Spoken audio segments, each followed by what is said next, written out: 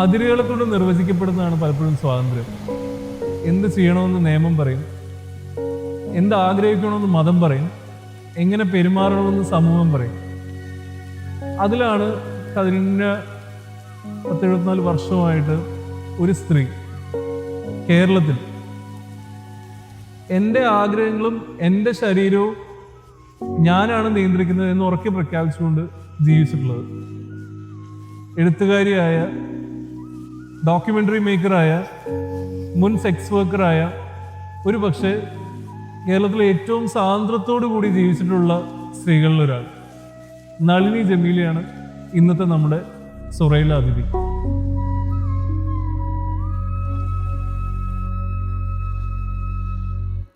ഒരുപാട് ആൾക്കാർക്ക് നളിനി ചേച്ചിനെ അറിയാം, ഇന്റർവ്യൂ കണ്ടിട്ടും ഒക്കെ ശീലം ഉണ്ടാവും.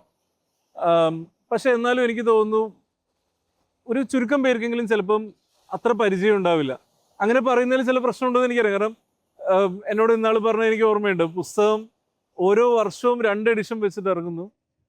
നളിനി ചേച്ചി എഴുതിയിട്ടുള്ള പുസ്തകം ഓരോ വർഷവും 2 എഡിഷൻ വെച്ച് ഇറങ്ങുന്നു. യൂണിവേഴ്സിറ്റി സിലബസിലുണ്ട്. പല രീതിയിൽ ആൾക്കാർ ഇന്നും വായിക്കപ്പെടുന്നുണ്ട്, ഒരുപാട് പേര് അറിയപ്പെടുന്നുണ്ട്.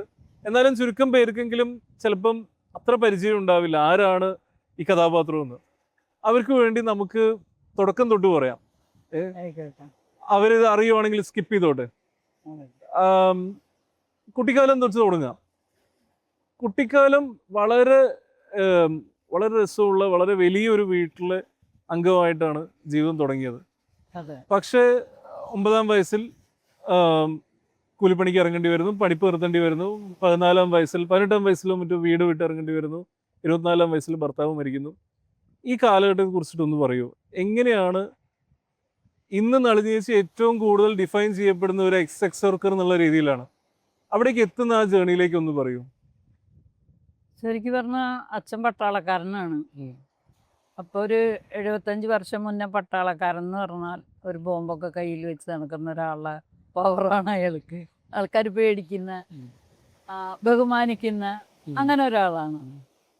അമ്മ നൂൽ മില്ലിൽ അതിൻ്റെ മറ്റേ സൂപ്പർവൈസറായിരുന്നു.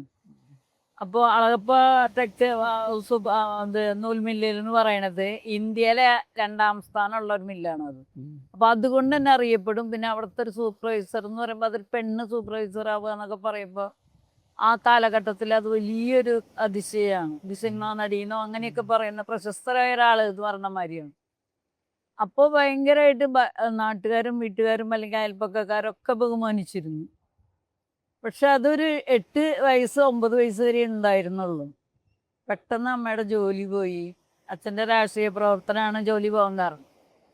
അച്ഛൻ കമ്മ്യൂണിസ്റ്റിൽ ഉൾപ്പെട്ടുകൊണ്ടാണ് ജോലി പോയത്. അപ്പോൾ അന്ന് കോൺഗ്രസ് മേധാവിത്വമുള്ളൊരു സമയമാണല്ലോ. ജോലി പോയതിന് ശേഷം അമ്മയ്ക്കാണെങ്കിൽ വേറൊരു ജോലിയും ചെയ്ത് ജീവിക്കാൻ അറിഞ്ഞൂടാ. കാരണം അമ്മ എന്നെ പോലെ 14 വയസ്സിൽ ആ മില്ലിനകത്ത് കയറിയ ആളാണ്. അതിൻ്റെ കെട്ടിടം പണിയിൽ കയറിയിട്ടാണ് സൂപ്പർവൈസ് സ്ഥാനത്തേക്ക് വന്നത്.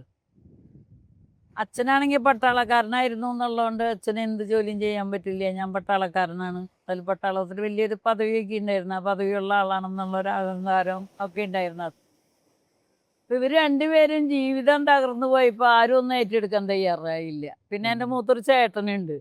ചേട്ടൻ കുറച്ചൊരു ആരോഗ്യക്കുറവുണ്ട്. അതിനോടൊപ്പം തന്നെ 10ാം ക്ലാസ് പഠിച്ചിട്ടുണ്ട്. അന്നത്തെ 10ാം ക്ലാസ് പഠിപ്പ് എന്ന് പറഞ്ഞാൽ ഒത്തിരി അഹങ്കാരമുള്ള ഒരു രീതിയാണ്. അപ്പോൾ ഇവർ 3 പേരും ഇനിയുള്ള മുന്നോട്ടുള്ള ജീവിതം എവിടേക്കാന്നുള്ളൊരു യാതൊരു ഇതില്ലാത്ത ആൾക്കാരാണ്. അപ്പം എനിക്കുള്ളൊരു പ്രശ്നം എന്താണെന്ന് വെച്ചാൽ എനിക്ക് അന്നും ഇന്നും എൻ്റേതായ ആവശ്യങ്ങൾ അതെങ്ങനെയും നടക്കണം. ഇപ്പോൾ ഭക്ഷണമായാലും ഡ്രസ്സായാലും അല്ലെങ്കിൽ എവിടേക്കെങ്കിലും പോകണമെന്ന് തോന്നിയാലും ഒക്കെ എൻ്റെ സ്വാതന്ത്ര്യമായ ഒരു ലോകം എനിക്ക് വേണം. വീട്ടിൽ സ്വാതന്ത്ര്യം ഉണ്ടായിരുന്നില്ലെങ്കിലും ഞാൻ ജോലിക്ക് പോയതോടുകൂടി ആ സ്വാതന്ത്ര്യം എന്താണെന്ന് എനിക്ക് മനസ്സിലായി. വീട്ടിൽ നിന്ന് പുറത്തിറങ്ങിയിട്ട് ഞാൻ എന്നുള്ളൊരു അഹങ്കാരത്തോടുകൂടി നിൽക്കാൻ പറ്റും. അപ്പം ഞാൻ ജോലി സ്ഥലത്തൊക്കെ പോകുമ്പോൾ അവിടെ ചെറിയ പ്രശ്നങ്ങൾ ഉണ്ടായാലും ഞാൻ അതിനെ നേരിടുമ്പോൾ 2 കാര്യമാണ് പറഞ്ഞത്. പട്ടാളക്കാരൻ്റെ മോളല്ലേ, നെല്ലിപ്പറമ്പ രാഘവൻ്റെ മോളല്ലേ, അതുകൊണ്ട് എൻ്റെ സ്വന്തം അഹങ്കാരാന്നൊന്നും ആരും ഒക്കെ അച്ഛനാണ് പോയിരുന്നത്. അമ്മേനെ എങ്ങനെയൊക്കെ ആണെങ്കിൽ അധികം ആരൊന്നും അറിയപ്പെടുത്തിയിരുന്നില്ല. അപ്പൊ അങ്ങനെ ആൾക്കാർ അത് വക വെച്ച് തരൂ. കാരണം ഒരു പട്ടാളക്കാരനെ മോളെ തീർക്കുക എന്നുള്ളതൊന്നും ആർക്കൊന്നും ധൈര്യം ഉണ്ടായിരുന്നില്ല. അത് കഴിഞ്ഞിട്ട് അച്ഛനും ഞാനായിട്ട് തെറ്റിയിട്ട് വീട് വിട്ടിറങ്ങി പോകുമ്പോൾ അതിനേലും കുറച്ചും കൂടെ പവറുള്ള ഒരു സ്ഥലത്താണ്. പക്ഷെ അത് സുപ്രസിദ്ധിയായിരുന്നില്ല, കുപ്രസിദ്ധിയായിരുന്നു. ആ, കാരണം എന്നെ കൂട്ടിക്കൊണ്ടായ ആൾക്ക് ചാരായം മാറ്റായിരുന്നു, ആ, എനിക്ക് ചാരായം വിൽപ്പനയും. ഉം, അപ്പൊ ഇന്നത്തെ കാലം പോലെ തന്നെയാണ് ഈ എന്താ പറയാ ചട്ടമ്പി കല്യാണി എന്നൊക്കെ പറയുന്ന മാതിരി ചാരായം മാറ്റുന്നവരും വിൽക്കുന്നവരും കുറച്ചൊരു ഭയങ്കര ബലമുള്ള ആൾക്കാരാണ്. ഉം, പക്ഷെ സമൂഹത്തിൽ വളരെ മോശമാണെന്ന് ആരും കേൾക്കാതെ പറയാൻ ധൈര്യമുള്ള ആൾക്കാരാണ്. എന്നാലും തച്ചപ്പള്ളി സുബ്രഹ്മണ്യന്റെ ഭാര്യ എന്ന് പറഞ്ഞാൽ തിരിഞ്ഞു നോക്കാൻ ആരും ധൈര്യപ്പെടുന്നില്ല. ആ ഒരു കാലഘട്ടം കഴിഞ്ഞിട്ട് ഒരു 24 വയസ്സിലാണ് അയാൾ മരിക്കുകയും ആ വീട്ടിൽ നിന്ന് ഞാൻ പുറത്താക്കപ്പെടുകയും ഒക്കെ ചെയ്യുന്നു. ഇപ്പം എൻ്റെ വീട്ടിൽ നിന്ന് എങ്ങനെ പുറത്താക്കപ്പെട്ട അതുപോലെ പുറത്താക്കപ്പെടുകയൊക്കെ ചെയ്യുന്നു. തെരുവിൽ വന്നപ്പോൾ എൻ്റെ വിചാരം ഈ 2 ലോകം വലിയ വിശാലമായ ലോകം കണ്ട ആളാണ് ഞാൻ. ഒന്നിനെയും പേടിക്കാതെ ജീവിക്കാൻ പറ്റുന്ന ഒരാളാണ്. പക്ഷെ തെരുവിലെത്തിയപ്പോഴാണ് അത് അടിയന്തരാവസ്ഥ കാലത്തിൻ്റെ ലാസ്റ്റ് ഘട്ടമായിരുന്നു. പോലീസുകാർ കൊണ്ടുപോയി നല്ല അടി തന്നു. അടി തരാൻ കാരണം തന്നെ ഞാൻ പോലീസ് സ്റ്റേഷനിൽ ചെന്നപ്പോൾ ആദ്യം ചെന്നപ്പോൾ ചിരിച്ചു എന്നുള്ളത് അവരുടെ ഒരു കാലം.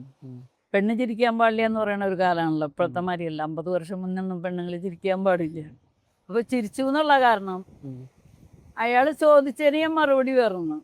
ഞാൻ മാത്രമല്ല എൻ്റെ കൂടെ ഒരാളുണ്ടായിരുന്നു എന്ന് പറഞ്ഞു. അപ്പോൾ ഒരു പൊതുരത്തല്ലേ, അതായത് എന്താ പറയുക, അത്രയും നീചമായിട്ട് കാലിൻ്റെ അടിയിലൊക്കെ വലിയ വടിയൊക്കെ വെച്ച് തീവ്രവാദികളെ കൈക്കരിഞ്ഞാണ് ഒരു കൈകാര്യം ചെയ്തു. പക്ഷെ അത് കഴിഞ്ഞിട്ട് എന്താണെന്ന് വെച്ചാൽ അവിടുത്തെ സർക്കിൾ പറഞ്ഞു എൻ്റെ കൂടെ വരികയാണെങ്കിൽ ഞാൻ പോലീസുകാരോട് തല്ലണ്ടെന്ന് പറയുന്നു. ഈ ആദ്യം എനിക്ക് 6 അടി കിട്ടി കഴിഞ്ഞിട്ട് ഇയാൾ ഇത് പറയണത്. 3 അടി പുറത്തായിരുന്നു, 3 അടി കാലിൻ്റെ അടിയിലായിരുന്നു. അവിടെ അവർക്കൊരു ദേഷ്യം ഉണ്ടായിരുന്നു. ഇത് ഈ കാലിൻ്റെ അടിയിലേക്ക് ചൂറിൽ വാങ്ങുമ്പോൾ എല്ലാവരും കാല് വലിക്കുന്നതാണ് പറയപ്പെടുന്നത്. പക്ഷെ ഞാൻ കാല് വലിച്ചില്ല. അപ്പോൾ അവർ വിചാരിച്ച 1ാമത്തെ അടിക്കായിരിക്കും പേടിയില്ലാത്തതുകൊണ്ടായിരിക്കും. അപ്പോൾ 2ാമതും അടിച്ചു, 3ാമതും അടിച്ചു. ഞാൻ കാല് വലിച്ചില്ല. കാരണം ഞാൻ പേടിക്കേണ്ട ആളല്ല എന്നുള്ള ഒരു ഉള്ളിലൊരു ബോധമാണ്. അത് വേദനയില്ലാഞ്ഞിട്ടൊന്നുമല്ല. കാലിലടിയിൽ അടിയിട്ട് മൂച്ചനിറയിൽ വേദനയിടും. സഹിക്കാൻ പറ്റില്ല. എന്താ വേദനേനെ പറ്റി പറയാനേ പറ്റില്ല. പക്ഷെ എൻ്റെ ഒരു ബോധം എന്ന് പറയണത് ഒന്ന് ഞാൻ കാരണമില്ലാണ്ട് തല്ലുള്ളൂ എന്നുള്ളൊരു ബോധം, ഒന്ന് അങ്ങനെ തല്ലി തോൽപ്പിക്കാൻ പറ്റില്ല എന്നൊരു ബോധം. ആ രണ്ടും കൂടെ തന്നെ ഒരു തരം എന്താ പറയുക, ഒരു അഹങ്കാരമുള്ള ഒരു സ്ത്രീയുടെ അതുപോലെ. അപ്പോൾ അവർ ചാടിയില്ല എന്നൊക്കെ പറഞ്ഞ് പുറത്തടിച്ചു. അപ്പോഴും ഞാൻ ആ പോലീസുകാരനെ ഒന്ന് നോക്കിയിട്ട് വെറുതെ വന്നു. ഞാനിങ്ങനെ വിചാരിച്ചുള്ളൂ, നിന്നേലും വലിയൊരുത്തൻ്റെ കൂടെയായിരുന്നു ഇന്നലെ രാത്രി. അന്നത് വിചാരിച്ചില്ലെങ്കിൽ ഇന്നെൻ്റെ ഉള്ളിൽ ചോദിച്ചാൽ ഞാൻ പറയും നീ എൻ്റെ ബെഡ്റൂമിൽ വരാൻ മാത്രമേ ഉള്ളൂ. അന്ന് അങ്ങനത്തെ ഒരു ബോധം ഉണ്ടായിരുന്നില്ല. അത് ഒരു ദിവസം കൊണ്ട് വന്ന് ഒരു ദിവസം കൊണ്ട് നിർത്തി പോവാന്ന് വിചാരിച്ച് വന്നതാണ്. ഇന്നാണെങ്കിൽ ഞാൻ പറയാം നീ എൻ്റെ ബെഡ്റൂമിൽ വരും, അവിടെ ഞാൻ റാണി, നീ വെറും പട്ടിയുടെ വില ഉണ്ടാവുള്ളൂ എന്ന് ഞാൻ പറഞ്ഞു. പക്ഷെ അതുപോലെ തന്നെ ആയി കാര്യങ്ങൾ. കാരണം എനിക്ക് വീട്ടിൽ ചെല്ലുന്നതിന് മുമ്പ് ഇവരൊരു ജീപ്പ് എടുത്തിട്ട് ആ നാട്ടിൽ മുഴുവൻ ഇന്ന ആളുടെ മകള്, ഇന്ന ആളുടെ ഭാര്യ തൃശ്ശൂർ ടൗണിൽ വെച്ച് വ്യഭിചാര കുറ്റത്തിന് പിടിച്ച്. വ്യഭിചാരം എന്നൊക്കെ പറഞ്ഞത് നാട്ടുകാർക്ക് അത്രയൊന്നും മനസ്സിലായിട്ടില്ല. പക്ഷെ എന്നാലും അവരൊരു പബ്ലിസിറ്റി ചെയ്തിട്ട് ആ നാട്ടിലേക്ക് പോകാൻ പറ്റാണ്ടാക്കി. പിന്നെ ഞാൻ തെരുവിലായി ശരിക്ക്. തെരുവിലെന്ന് പറഞ്ഞാൽ ഈ മുന്നേ പറഞ്ഞ എല്ലാ പദവിയും ഇട്ടിട്ട് ഏറ്റവും ലോക്കലാണ്. കുട്ടിയുണ്ട്, കുട്ടികളെ കൊണ്ടുപോയില്ലേ, കുട്ടികളെ വീട്ടിലേൽപ്പിച്ചു. കാരണം ആ വീടും പറമ്പൊക്കെ എൻ്റെ പേരിലായിരുന്നു. അപ്പൊ ഞാൻ അവരോട്, ഭർത്താവിന്റെ അമ്മയോട് പറഞ്ഞു, അവർക്ക് പൈസ കൊടുക്കണം എന്നുള്ള കാരണത്തിലാണ് ഇതെല്ലാം അവർക്ക് ഭക്ഷണത്തിന് പൈസ കൊടുക്കുക മാത്രമേ വേണ്ടൂ. കാരണം വീട് വാടകയൊന്നുമില്ല, ആ വീട് എൻ്റെ പേരിലാണ്. അപ്പൊ ഞാൻ പറഞ്ഞു കുട്ടികളെ നിങ്ങൾ നോക്കിയാ ഈ വീട്ടിൽ താമസിക്കാനുള്ള നിങ്ങൾക്കുള്ളത് തരാം, നിങ്ങൾ കുട്ടികളെ നോക്കണം എന്ന് പറഞ്ഞു. അങ്ങനെ പുറത്തു പോയി. പിന്നെ ഞാൻ പുറത്തുനിന്ന് ജോലി ചെയ്യും, കുറച്ചു കാലം കുട്ടികളെ നോക്കുകയൊക്കെ ചെയ്തു. പക്ഷെ ചേട്ടന് ചാരായം മാറ്റാണെങ്കിലും വ്യഭിചാരം എന്നുള്ളടത്തേക്ക് വരുമ്പോൾ അവർക്കും ഉണ്ടായിരുന്നു പ്രശ്നം. ഒരു 4-5 കൊല്ലം കഴിയുമ്പോൾ ഭർത്താവിൻ്റെ അനിയൻ പറഞ്ഞു, ചേച്ചി ഇനി പൈസ ഒന്നും തരണ്ട, ഞങ്ങളിവിടെ താമസിക്കുന്ന ഒരു വാടകയിൽ കണക്കാക്കിയിട്ട് കുട്ടികളെ ഞങ്ങൾ നോച്ചോളാം. പിന്നെ ഞങ്ങളുടെ ഏട്ടൻ്റെ കുട്ടികളെ സ്നേഹം ഉണ്ടായിരുന്നു. ഇത് മാത്രമല്ല കേട്ടോ, സ്നേഹം ഉണ്ടായിരുന്നു. പിന്നെ അവരെ നോക്കി ഇങ്ങനെ നടക്കുമ്പോൾ ഞാനൊരു 5-6 വർഷം തൃശ്ശൂർ ടൗണിൻ്റെ ഉള്ളിൽ തെരുവിൻ്റെ അകത്ത് തന്നെയാണ് നടന്നിരുന്നത്. അതിനിടയ്ക്ക് ഞാനൊരു കാര്യം ചോദിച്ചൂടെ, ഇപ്പൊ നേരത്തെ ഈ അനിയൻ പറഞ്ഞ ഡയലോഗ് ഉണ്ടല്ലോ, അതാണ് പൊതുസമൂഹം പൊതുവിൽ പറയുന്ന ഡയലോഗ്. അതെ, വ്യഭിചാരം ഒരിക്കലും പൊതുസമൂഹത്തിന് അംഗീകരിക്കാൻ പറ്റാത്ത ഒരു കാര്യമാണ് എന്ന് പറയും. എന്നാൽ അതേസമയം ഈ ക്ലയന്റുകൾ ഇല്ലെങ്കിൽ ഈ തൊഴിൽ എന്നേ നിന്നുപോയേനെ. അതെ, അത് മറുവശത്ത് അതുമുണ്ട്. ഇത് ആലോചിച്ച് നോക്കാറുണ്ട്. അതായത് പലപ്പോഴും ആൾക്കാർ പറയുന്ന ഒരു കാര്യമുണ്ടല്ലോ, ഇപ്പൊ നേരത്തെ പറഞ്ഞില്ലേ, ഒരു കുട്ടിയെ നോക്കാനുള്ള പൈസ വീട്ടിലെത്തിക്കാൻ വേണ്ടിയിട്ട് തെരുവിലേക്ക് ഇറങ്ങിയതാണ്.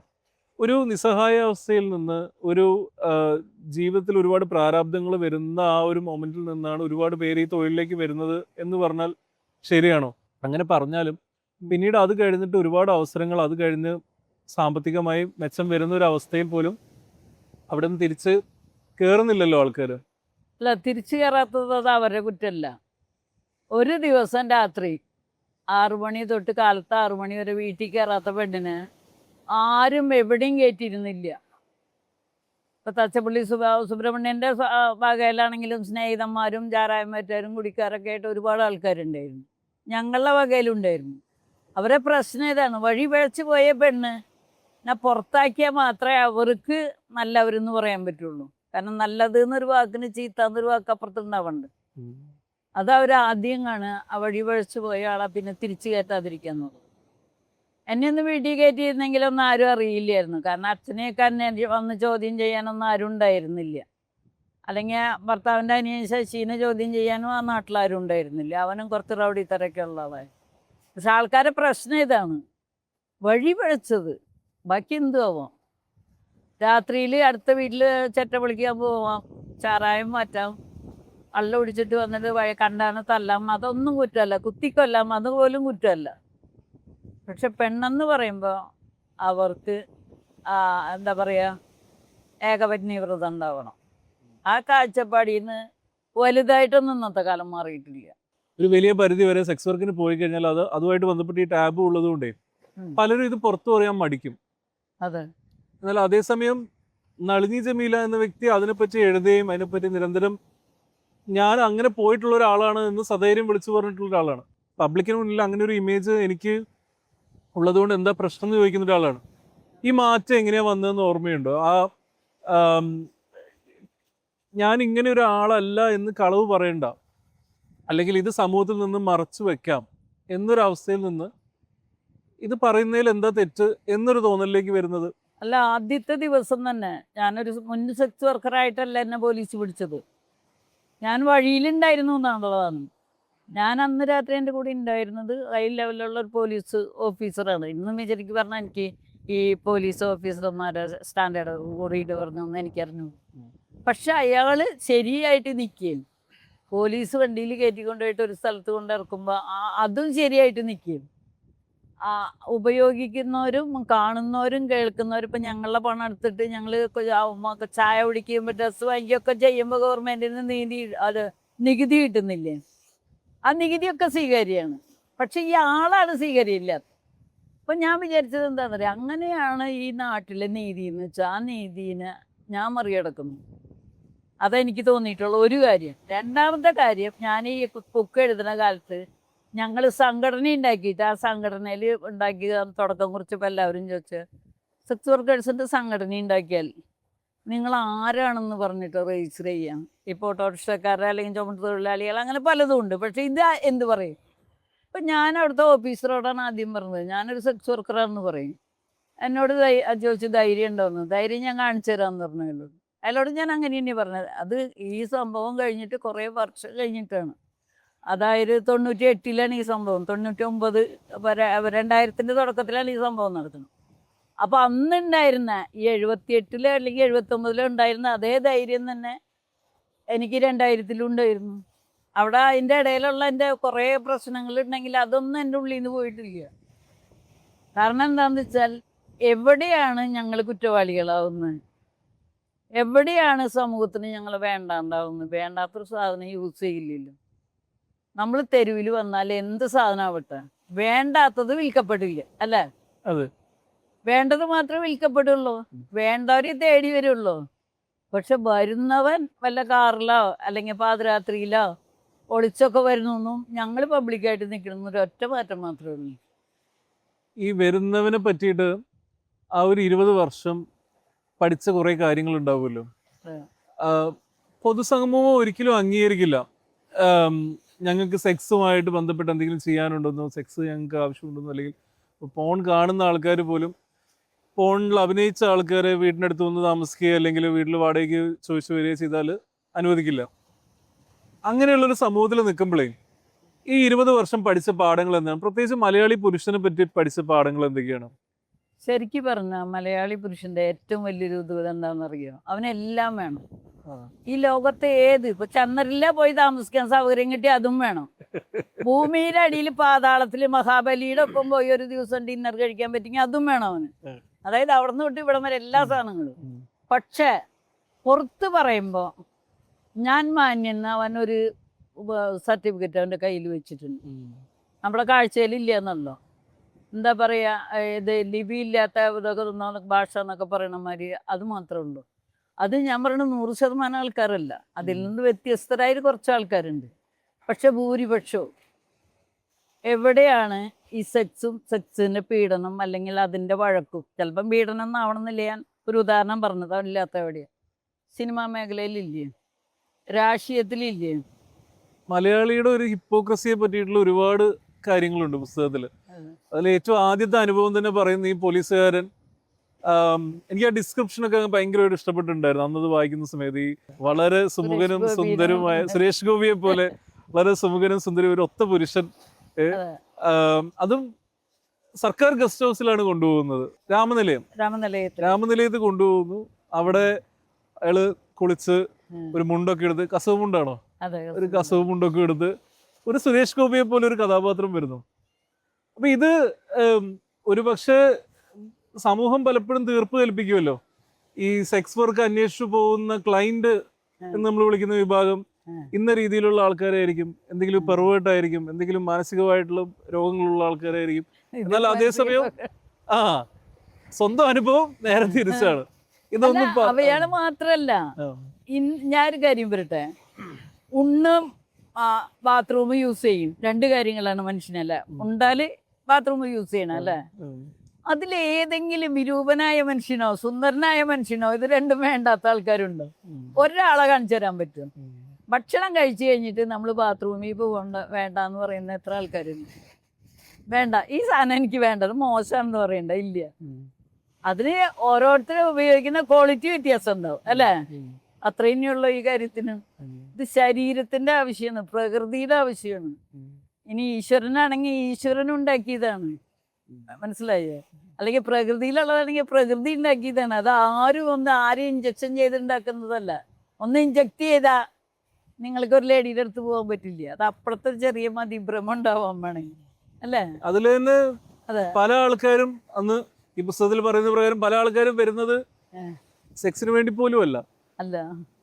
കഥ പറഞ്ഞിരുന്നാ മതി. അവര് പറയണ എന്താ, ഞങ്ങൾക്കൊന്നും മിണ്ടാൻ പറ്റില്ല എന്നാ പറയണേ. അവര് പറയണ നിങ്ങൾ സെക്സ് വർക്കറാന്ന് പറഞ്ഞ കാലം തൊട്ട് പറയണ മുമ്പ് പറയണ നിങ്ങൾ ഇങ്ങനെയാണെന്ന് പറഞ്ഞിട്ട് തെരുവിൽ നിൽക്കുന്നുണ്ട്. ഞങ്ങള് പുസ്തകം എഴുതിയില്ലെങ്കിലും ഞങ്ങൾ തെരുവിലുണ്ടല്ലോ, അപ്പൊ ഞങ്ങളെ കാണാം, ഞങ്ങൾ ഇന്ന ആൾക്കാരാന്ന് പറയാം. പക്ഷെ ഞങ്ങളെ പേര് ഇങ്ങനെയായിരുന്നില്ല എന്ന് മാത്രമേ ഉള്ളൂ, അതിന് കുറെ ചീത്ത പേരായിരുന്നു എന്ന് മാത്രമേ ഉള്ളൂ. പക്ഷെ നിങ്ങൾ വരാൻ മിണ്ടാൻ നിങ്ങൾ പുരുഷന്മാരോട് മിണ്ടുന്നൊക്കെ ചെയ്യുന്നു. ഞങ്ങള് കല്യാണം കഴിച്ചിട്ടുണ്ട്, അതോ എന്താ പറയുക, ജാതി ജാതകം പിന്നെ സ്ത്രീധനം ഒക്കെ നോക്കി കല്യാണം കഴിച്ചിട്ട് പരസ്പരം മിണ്ടാൻ പറ്റാതിരിക്കുക. എന്തുതരം ടെൻഷനായിരിക്കും അതെന്ന് അറിയുന്നു. മിണ്ടാൻ പറ്റുകയെന്ന് പറഞ്ഞാൽ ചോറും കറീനെ പറ്റി മിണ്ടെന്നല്ല ഞാൻ പറഞ്ഞു. രാത്രി 6 മണിക്ക് ശേഷം ആ ബെഡ്റൂമിൻ്റെ ഉള്ളിൽ പോവുക, അയാളൊരു പുഷപ്പ് എടുക്കുക, പോവുക. ഇതാണ് ലോകം എന്നാണ് പറയുന്നത്. അതിൽ തന്നെ ഒരാള് വളരെ ഉയർന്ന ഉദ്യോഗമുള്ള ഒരാൾ എത്രയോ ദൂരെ നിന്ന് കാർ ഓടിച്ചു വരുന്ന ഒരു അനുഭവം പറയുന്നുണ്ട്. ഡോക്ടറോ മറ്റോ ആണ് അല്ലേ? അദ്ദേഹം വരുന്നു, കാറിൽ കൊണ്ടുപോകുന്നു, ഒരുപാട് ദൂരം കൊണ്ടുപോകുന്നു, എന്നിട്ട് ഗുരുവായൂർക്കാണ് കൊണ്ടുപോകുന്നത്. അതെനിക്ക് വളരെ രസമായിട്ട് തോന്നി. അതായത് ഇത്രയും പവിത്രമായ അമ്പലം, മതാചാരങ്ങളെല്ലാം ഉള്ള ഇത്തരം ടൗണുകളെല്ലാം കേരളത്തിൽ. ആ പവിത്രമായ അമ്പലത്തിനകത്തിരിക്കുന്ന കൃഷ്ണനാണ്. അല്ല, അത് എനിക്കതിൽ രസമായിട്ട് തോന്നിയത് ഈ ഇത്തരം ടെമ്പിൾ ടൗണുകളിലെല്ലാം ഇതിനു വേണ്ടി ഉപയോഗിക്കപ്പെട്ടിരുന്നു എന്നൊരു വസ്തുത പെടുന്നുണ്ട് ഇപ്പോഴും. ഇപ്പൊ കുറച്ച് രഹസ്യ സ്വഭാവം. ഒരു തരത്തിൽ അത് ആലോചിച്ചാൽ വളരെ കോമൺ സെൻസിക്കലാണ്. കാരണം അതൊരു ടൂറിസ്റ്റ് ടൗൺ ആണ്. അവിടെ ലോഡ്ജിൽ റൂം എടുക്കുമ്പം നമ്മൾ ID കാർഡോ കാര്യങ്ങളോ കൊടുത്ത് അങ്ങനെ ഐഡന്റിഫൈ ചെയ്യപ്പെടേണ്ട ആവശ്യമില്ല. അതുകൊണ്ട് തന്നെ കുറേം കൂടി ഇതിലെങ്ങനെയാണ് ഈ വന്ന ആൾക്കാരുടെ ഒരു കഥകളൊന്ന് പറയൂ. ഈ വന്ന ആൾക്കാരുമായിട്ട് ബന്ധപ്പെട്ട് നമുക്കൊരു വലിയൊരു അനുഭവം കിട്ടുവാണല്ലോ. കേരളത്തിലെ കുടുംബങ്ങൾ എങ്ങനെയാണ്, കേരളത്തിലെ ആണുങ്ങൾ എങ്ങനെയാണ്? വന്ന ആണുങ്ങൾ എന്ന് പറയുമ്പോൾ കല്യാണം കഴിച്ചവരും കഴിക്കാത്തവരും ഡിവോഴ്സ് ആയവരും എല്ലാത്തരം വിഭാഗം ആൾക്കാരുണ്ടായിരുന്നു, എല്ലാ പ്രായക്കാരും ഉണ്ടായിരുന്നു, എല്ലാത്തരം സൗന്ദര്യത്തിൻ്റെ ലോകത്തുള്ള ആൾക്കാരും ഉണ്ടായിരുന്നു, ഉള്ളവരും ഇല്ലാത്തവരൊക്കെ. ഞാൻ അങ്ങനെ സൗന്ദര്യം ഇല്ലാത്ത ആൾക്കാരെയൊന്നും ഒഴിവാക്കിയിട്ടൊന്നുമില്ല. കാരണം ഈ സൗന്ദര്യം ഇല്ലാത്ത ഒരാൾ, അതിന് ഞാൻ പ്രത്യേകിച്ച് ഒരു സുനിലിനും എടുത്ത് പറയുന്നുണ്ട്, സൗന്ദര്യം ഇല്ലാത്ത ആൾ തരുന്ന പണത്തിനും മൂല്യം ഒരേ മൂല്യമാണ്, സൗന്ദര്യം ഉള്ളവനും തരുന്നതിനും ഒരേ മൂല്യമുള്ളൂ. അയാൾ എന്നെ ഉപയോഗിക്കുന്ന രീതി, സംസാരിക്കുന്ന രീതി, സൗന്ദര്യം ഇല്ലാത്തവനെ എന്നോട് ബഹുമാനം കൂടും. സുന്ദരിയായ സ്ത്രീയുടെ അടുത്ത് പോകാൻ പറ്റി, ചിലരൊക്കെ പറയും തമ്പുരാട്ടിയെ പോലെ ഒരു സ്ത്രീനെ കണ്ടു എന്നൊക്കെ എന്നെ പറഞ്ഞിരുന്നത്. അപ്പൊ സൗന്ദര്യം ഇല്ലാത്തവനാണ് കുറച്ചുകൂടെ ഞങ്ങളെ ബഹുമാനിക്കുന്ന, ആരാധിക്കുന്നത്. സൗന്ദര്യമുള്ളവന് ഞാനും കൊള്ളാവുന്നൊരു പുച്ഛമുണ്ട് അവൻ്റെ മുള്ളിൽ. അപ്പൊ ഇങ്ങനെ ഏത് വിഭാഗത്തിനെയാണ് ഒഴിവാക്കേണ്ടത്? ഞങ്ങളൊരു മൂല്യം നിശ്ചയിച്ചിട്ടുണ്ട്. അത് ആദ്യകാലത്തൊന്നും ശരിക്കും കിട്ടൂല, നമുക്ക് പറയാറിയില്ല, ചോദിക്കാൻ അറിയില്ല.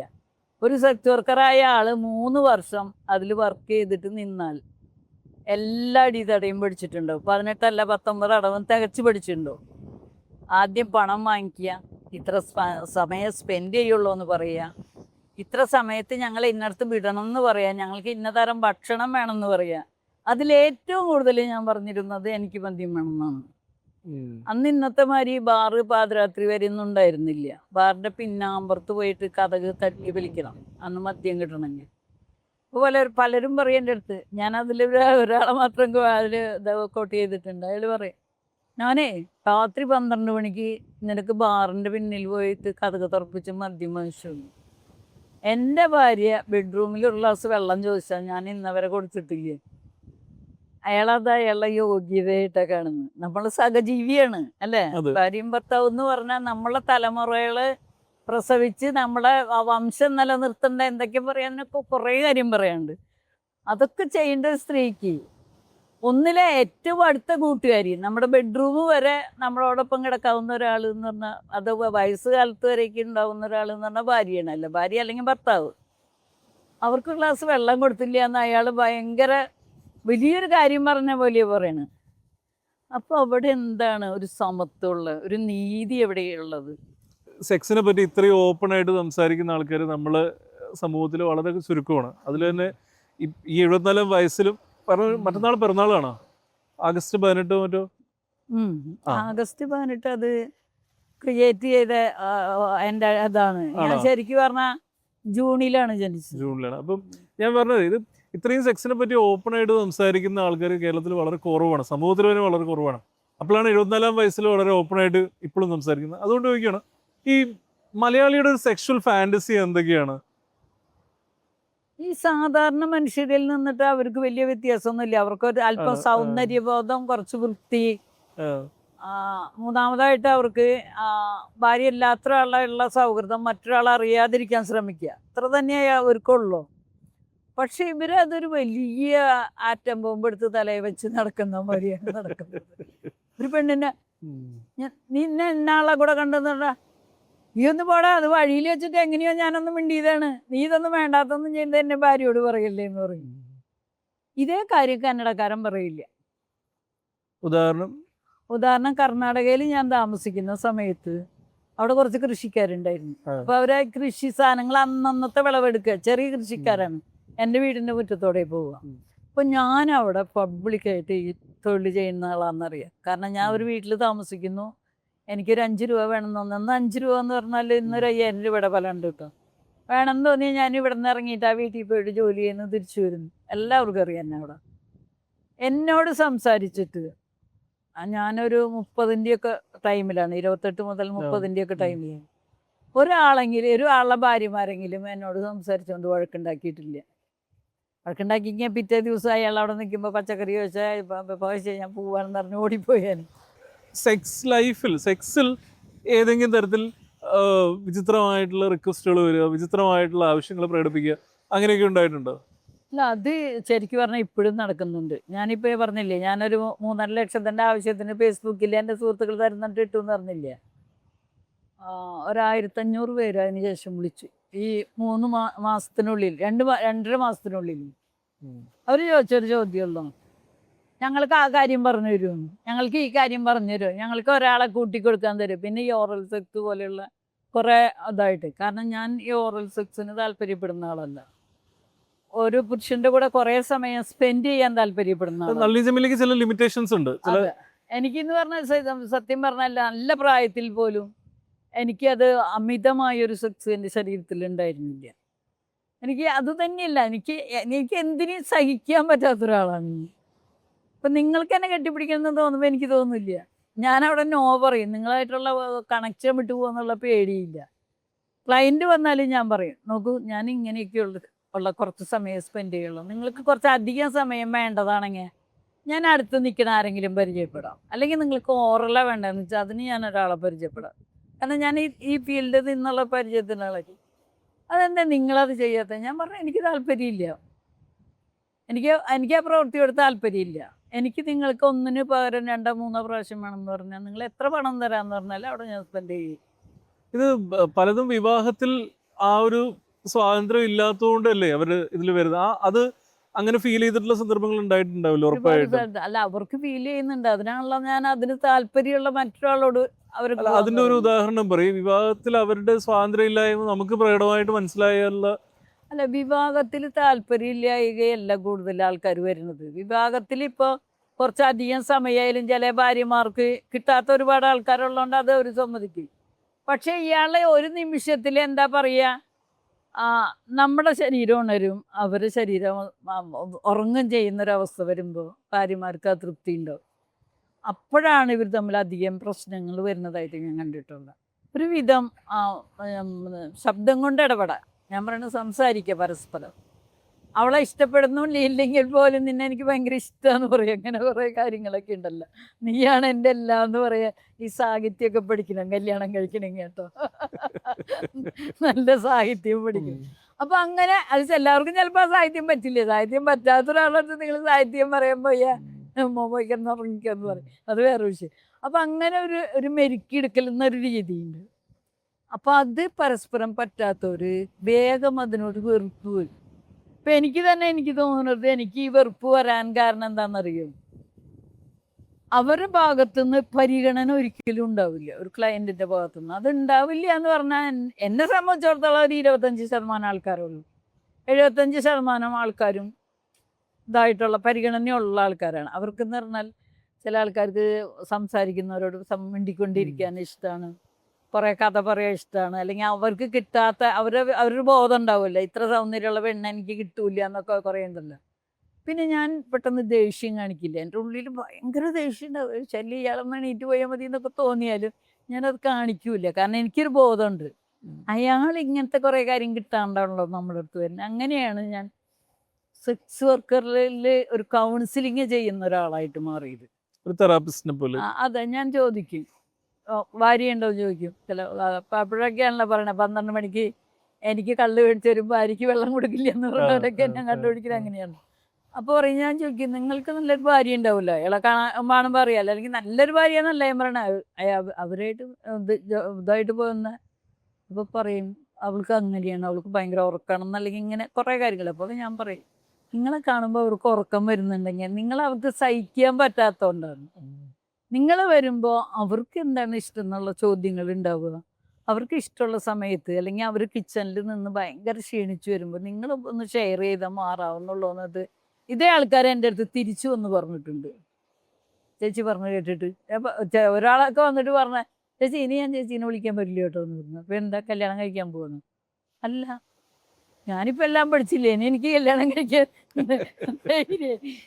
ജീവിതത്തിൽ ഒരു ഫോർപ്ലേ ഒന്നും ഇല്ലാതെയായിരിക്കും ഇവരിത് വരുന്നത് അല്ലേ? അതെ, അവർക്ക് അറിഞ്ഞൂടുക. കാരണം എന്താണെന്ന് അറിയാം, നമ്മുടെ നാട്ടിലെല്ലാം നമ്മൾ പഠിക്കുന്നുണ്ട് അല്ലേ.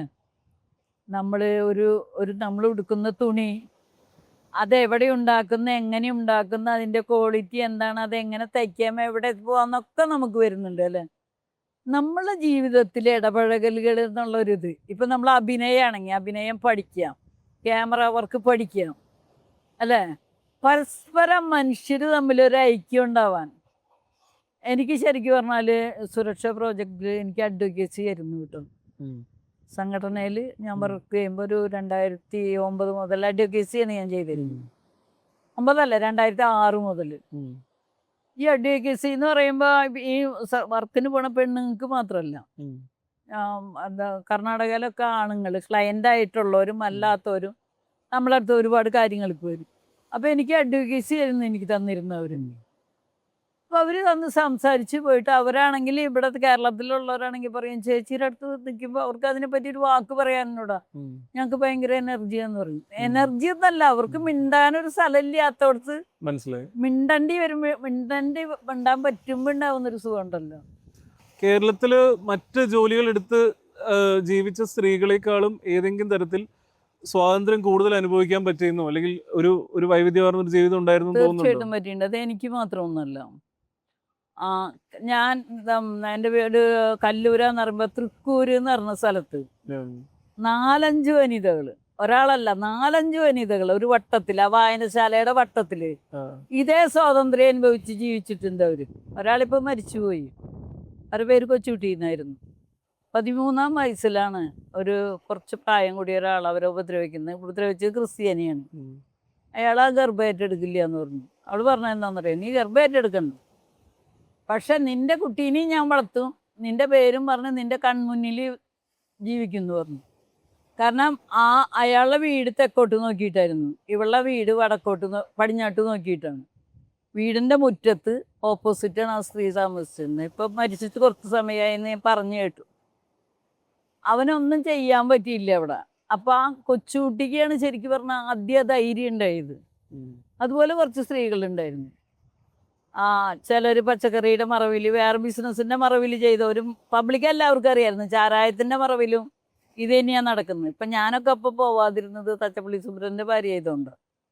അല്ലെങ്കിൽ പകല് ചാരായം വിൽപ്പനയും അല്ലെങ്കിൽ ഒരു പരിധി വരെ ചാരായം വിൽപ്പനയും ഒപ്പം സെക്സ് വർക്ക് തന്നെ അവിടെ നടക്കുകയായിരുന്നു. പക്ഷെ അയാളുടെ ഭാര്യ ആയതുകൊണ്ട് അയാൾക്ക് കൈമാറാൻ താല്പര്യമില്ലാത്തതുകൊണ്ടാണ് ഞാൻ രക്ഷപ്പെട്ടു പോയിരുന്നത്. പക്ഷെ ഇതിൽ ബുക്കിൽ എഴുതിയിട്ടുണ്ടല്ലോ, ഈ ഒരു ഭർത്താവിന് വെച്ച് വിളമ്പി കൊടുക്കേണ്ടി വന്നിട്ടില്ല, ഒരു വഴിക്ക് പോകണമെങ്കിൽ ഒരാളോട് അനുവാദം ചോദിക്കേണ്ടി വന്നിട്ടില്ല, പൈസയുണ്ട്. എനിക്ക് 1999 1000 രൂപയോളം കിട്ടുന്നൊരു തൊഴിലാണത്. അന്തകാലത്ത് ഭയങ്കര പൈസയാണ്. അപ്പോൾ ആ രീതിയിൽ ജീവിച്ചു. പക്ഷെ മലയാളി ടിപ്പിക്കലായിട്ട് കാണുന്ന ഒരു ട്രഡീഷണൽ കുടുംബിനി, ഭാര്യ, അമ്മ, വനിത സങ്കല്പത്തിന്റെ നേരെ ഓപ്പോസിറ്റാണ് ഈ ജീവിതം. അതിന്റെ അങ്ങേ എൻഡിലാണ്. അത് സ്വാഭാവികമായിട്ടും അതുകൊണ്ട് ഒരുപാട് ബുദ്ധിമുട്ടും വരില്ലേ? പകല് ബുദ്ധിമുട്ടുണ്ടോ? പകല് യാത്ര ചെയ്യുമ്പോ ഇപ്പൊ അച്ഛനും മകനും നിൽക്കുകയാണെങ്കിൽ ആ മകനെ ഒന്ന് നല്ലോണം തിരിഞ്ഞു നോക്കി അച്ഛൻ പറയും, മക്കളെ അങ്ങോട്ട് നോക്കല്ല, ചേട്ടൻ അനിയനോട് പറയുക, അല്ലെങ്കിൽ കൂട്ടുകാർ തമ്മിൽ പറയും. പക്ഷെ ഒരു 7 മണിക്ക് ശേഷം ഞാൻ നടന്നു പോണോടത്ത് ഇതാ പോണ ആളറിയോ, അതുവരെ പകലാണെങ്കിൽ ചരക്കെന്ന് പറയും അറിയോ, നമ്മുടെ നെല്ലിപ്പറമ്പൻ തറവാട്ടിലുള്ളതാ, അവള് വിലസ് നോക്കിയ നമ്മുടെ പെണ്ണുങ്ങൾക്കൊക്കെ അത് പറ്റുവിടാന്നാ ചോദിക്കുക. അപ്പൊ അത് 12 മണിക്കൂറാണ് ഈ സദാചാരം ബോധം ഒക്കെ നിലനിൽക്കുന്നുള്ള. കള്ളുപിടിക്കുന്ന ഭാര്യ ഒരു 6 മണിക്കൊക്കെയാണല്ലോ എല്ലാവരും അധികം. ഒരു 5 മണി ഇപ്പൊ എല്ലാ സമയത്തുണ്ടെങ്കിൽ 5 മണിക്ക് 6 മണിക്കാണല്ലോ കള്ളുകുടിയാന്മാരെന്നല്ല ലെവല് വരുമ്പോ പോവുക. ഷാപ്പിലേക്ക് പോകുന്ന എത്രയോ ഒരു 6 മണിക്കൊക്കെയാണ് ജോലിയൊക്കെ കഴിഞ്ഞു വന്നിട്ട്. അതുപോലെയാണ് 7 മണി കഴിഞ്ഞാൽ ഒരു പെണ്ണിനെയും ഒരു സദാചാരവാദിയും ഉപദ്രവിച്ചിട്ടില്ല. തീരില്ല എന്നല്ല ഞാൻ പറയണു, ഈ ലോകത്തിന്റെ 1% എല്ലാവരും ഉപദ്രവിക്കുന്ന അളവിനല്ലാതെ ഒരു സെക്സ് വർക്കർക്ക് അങ്ങനെ ഒന്നും വേണ്ടി വന്നിട്ടില്ല. കാരണം തിരുവനന്തപുരത്ത് പുത്തിരിക്കണ്ട മൈതാനം എന്ന് പറയും, അവിടെ പുത്തിരിക്കണ്ട മാധവിക്കുട്ടി എന്നൊരു സ്ത്രീ ഉണ്ടായിരുന്നു. രാജാക്കന്മാരെ ഇളമുറ തമ്പുരാക്കന്മാരും മുതൽ കടലിൽ കൂലി പണിക്ക് പോണവര് വരെ അവർ യൂസ് ചെയ്തിട്ടുണ്ട്. ഇവിടെ പാലക്കാടിൻ്റെ ഭാഗത്തേക്ക് നോക്കിയാൽ കൊപ്പം എന്ന് പറഞ്ഞ ഭാഗത്ത്, കൂറ്റനാട്, അങ്ങനെ ഓരോ ഏരിയയിലും, മട്ടാഞ്ചേരിയിൽ എവിടെ അതില്ലാത്ത. നമ്മൾ മലയാളി പറയണത് എന്താണെന്നറിയോ, അയ്യോ ഞങ്ങളുടെ നാട്ടിലൊന്നുമില്ല എന്നാണ്. ഒന്നുമില്ലാത്തതുകൊണ്ടാണല്ലോ ഈ ശക്തൻ തമ്പുരാൻ സ്റ്റാൻഡിൻ്റെ അടുത്ത് വെച്ചിട്ട് ഒരുത്തനെ തല്ലിക്കൊന്നത്. അവിടെ എന്താ നടന്നിരുന്നത്?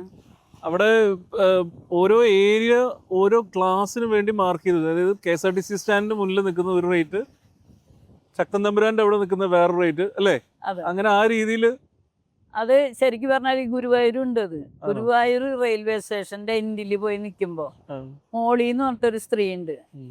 ഞാൻ അവരെ കുറ്റമായിട്ട് പറയല്ല, നിങ്ങളുടെ ഷർട്ടിന്റെ കളറാണ്. അവരെ രാത്രിയിൽ ആരും കണ്ടാലും അറിയില്ല. 4 പല്ലുകൾ ഇങ്ങനെ ഭയങ്കരമായിട്ട് പൊന്തി നിൽക്കുന്നതാണ്.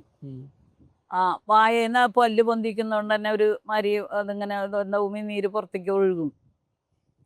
അവരെ കാണാനും ഒരു ഭംഗിയില്ല. പക്ഷെ ഞാൻ ഉണ്ടാക്കണതിന്റെ 4 ഇരട്ടി പൈസ സ്ത്രീ ഉണ്ടാക്കിയായിരുന്നു. അതും എൻ്റെ എഴുത്തിനൊരു പാടാണ് എനിക്ക്. അപ്പൊ സുന്ദരികളമായ പെണ്ണുങ്ങളുടെ അടുത്ത് മാത്രമാണ് ഈ ആണുങ്ങൾ പോണെങ്കിൽ മോളിയുടെ അടുത്ത് പോയി ഒരാരാ മോളിന്നാണ് മോളി, അതുപോലെ കുറെ ആൾക്കാർ അവരുടെ അടുത്ത് ആരാ പോയി.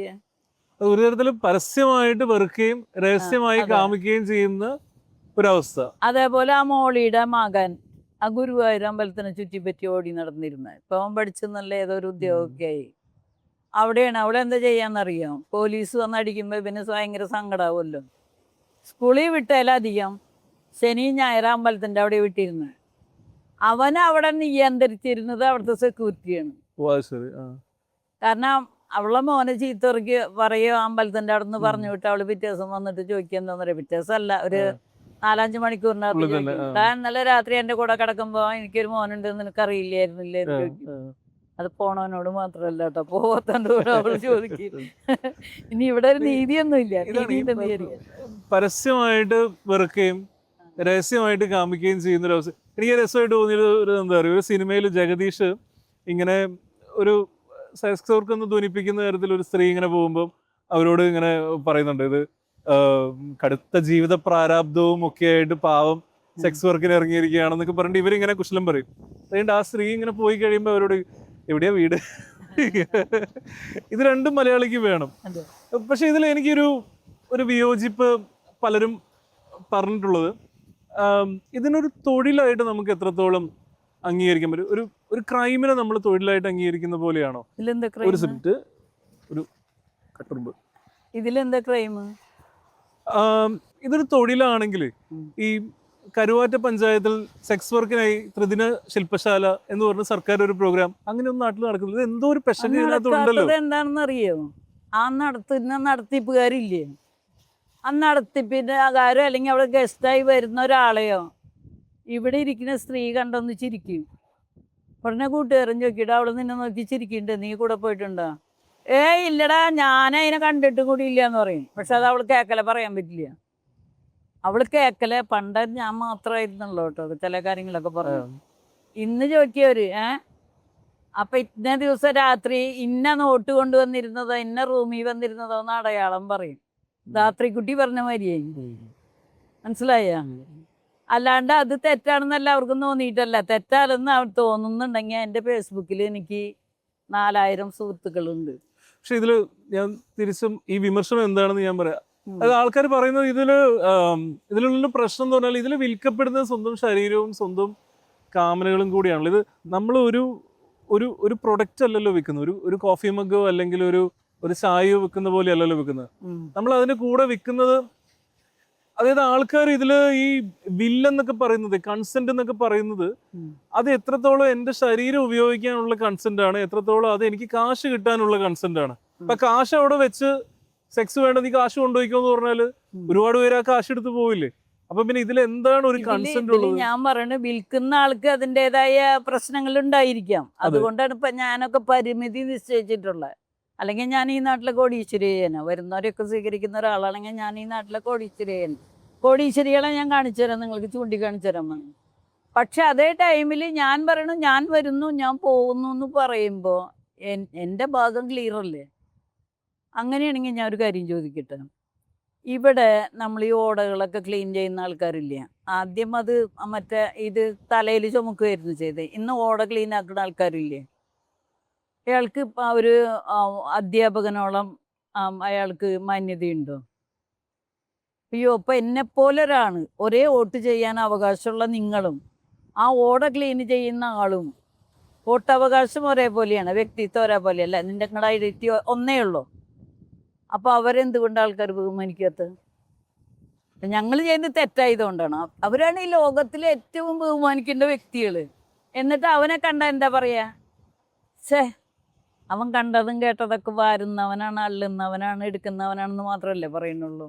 അത് ശരിയാണ്. ആൾക്കാരുടെ വിമർശനം എനിക്ക് തോന്നുന്നു കുറച്ചുകൂടി വ്യത്യസ്തമാണ്. ആൾക്കാരെ വിമർശിക്കുന്നത് ഇത് ചെയ്യുന്നവരല്ല, പക്ഷെ ഇതൊരു തൊഴിലായി അംഗീകരിക്കപ്പെടേണ്ട കാര്യമുണ്ടോ?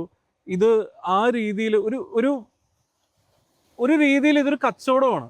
അതെ, ഇതൊരു എക്സ്പ്ലോയിറ്റേഷൻ എലമെന്റ് ഉണ്ട് അതിനകത്ത്. അതെ. സമൂഹത്തിൽ ഏറ്റവും താഴേക്കിടയിലുള്ള ആൾക്കാർ ഇതിൽ എക്സ്പ്ലോയിറ്റഡ് ആയിപ്പെടുന്നുണ്ട്. അതൊരു വസ്തുതയാണ്. സമൂഹത്തിൽ താഴെക്കടയിലുള്ളവരല്ല ഏറ്റവും വലിയവരും ഉണ്ട്. പക്ഷെ മറ്റവർ കുറേ കൂടി വൾണറബിൾ ആണ്. ഞാനൊരു കാര്യം പറയട്ടെ സുഹൃത്തെ, താമരപ്പൂവിൽ കിടന്നിട്ട് സെക്സ് ചെയ്താലും ഇവിടെ ഇതുപോലെയുള്ള മണ്ണിൽ കിടന്ന് സെക്സ് ചെയ്താലും പുരുഷൻ്റെയും സ്ത്രീയുടെയും ആവശ്യം ഒന്നാ നടക്കുന്നത്. സ്ത്രീക്ക് ശാരീരികമായ ആവശ്യമുണ്ട്, അവൾക്ക് എക്സ്ട്രാ ആയിട്ട് കാശും കിട്ടുന്നുണ്ട്. ഇതിനെ മഹത്വവൽക്കരിക്കാൻ ഒരു വിഭാഗത്തിന് വെച്ചിട്ടല്ലേ മഹത്വവൽക്കരിക്കുന്നത്. ഞാനൊരു കാര്യം ചോദിക്കട്ടെ, സിനിമയെ കാരണം ഏതെല്ലാം പടികളിൽ കൂടെ കാരണം എന്ന് പറഞ്ഞുതരാം. ഞാൻ ആ സിനിമ നടികളെയല്ല പറയണത് ഞാൻ.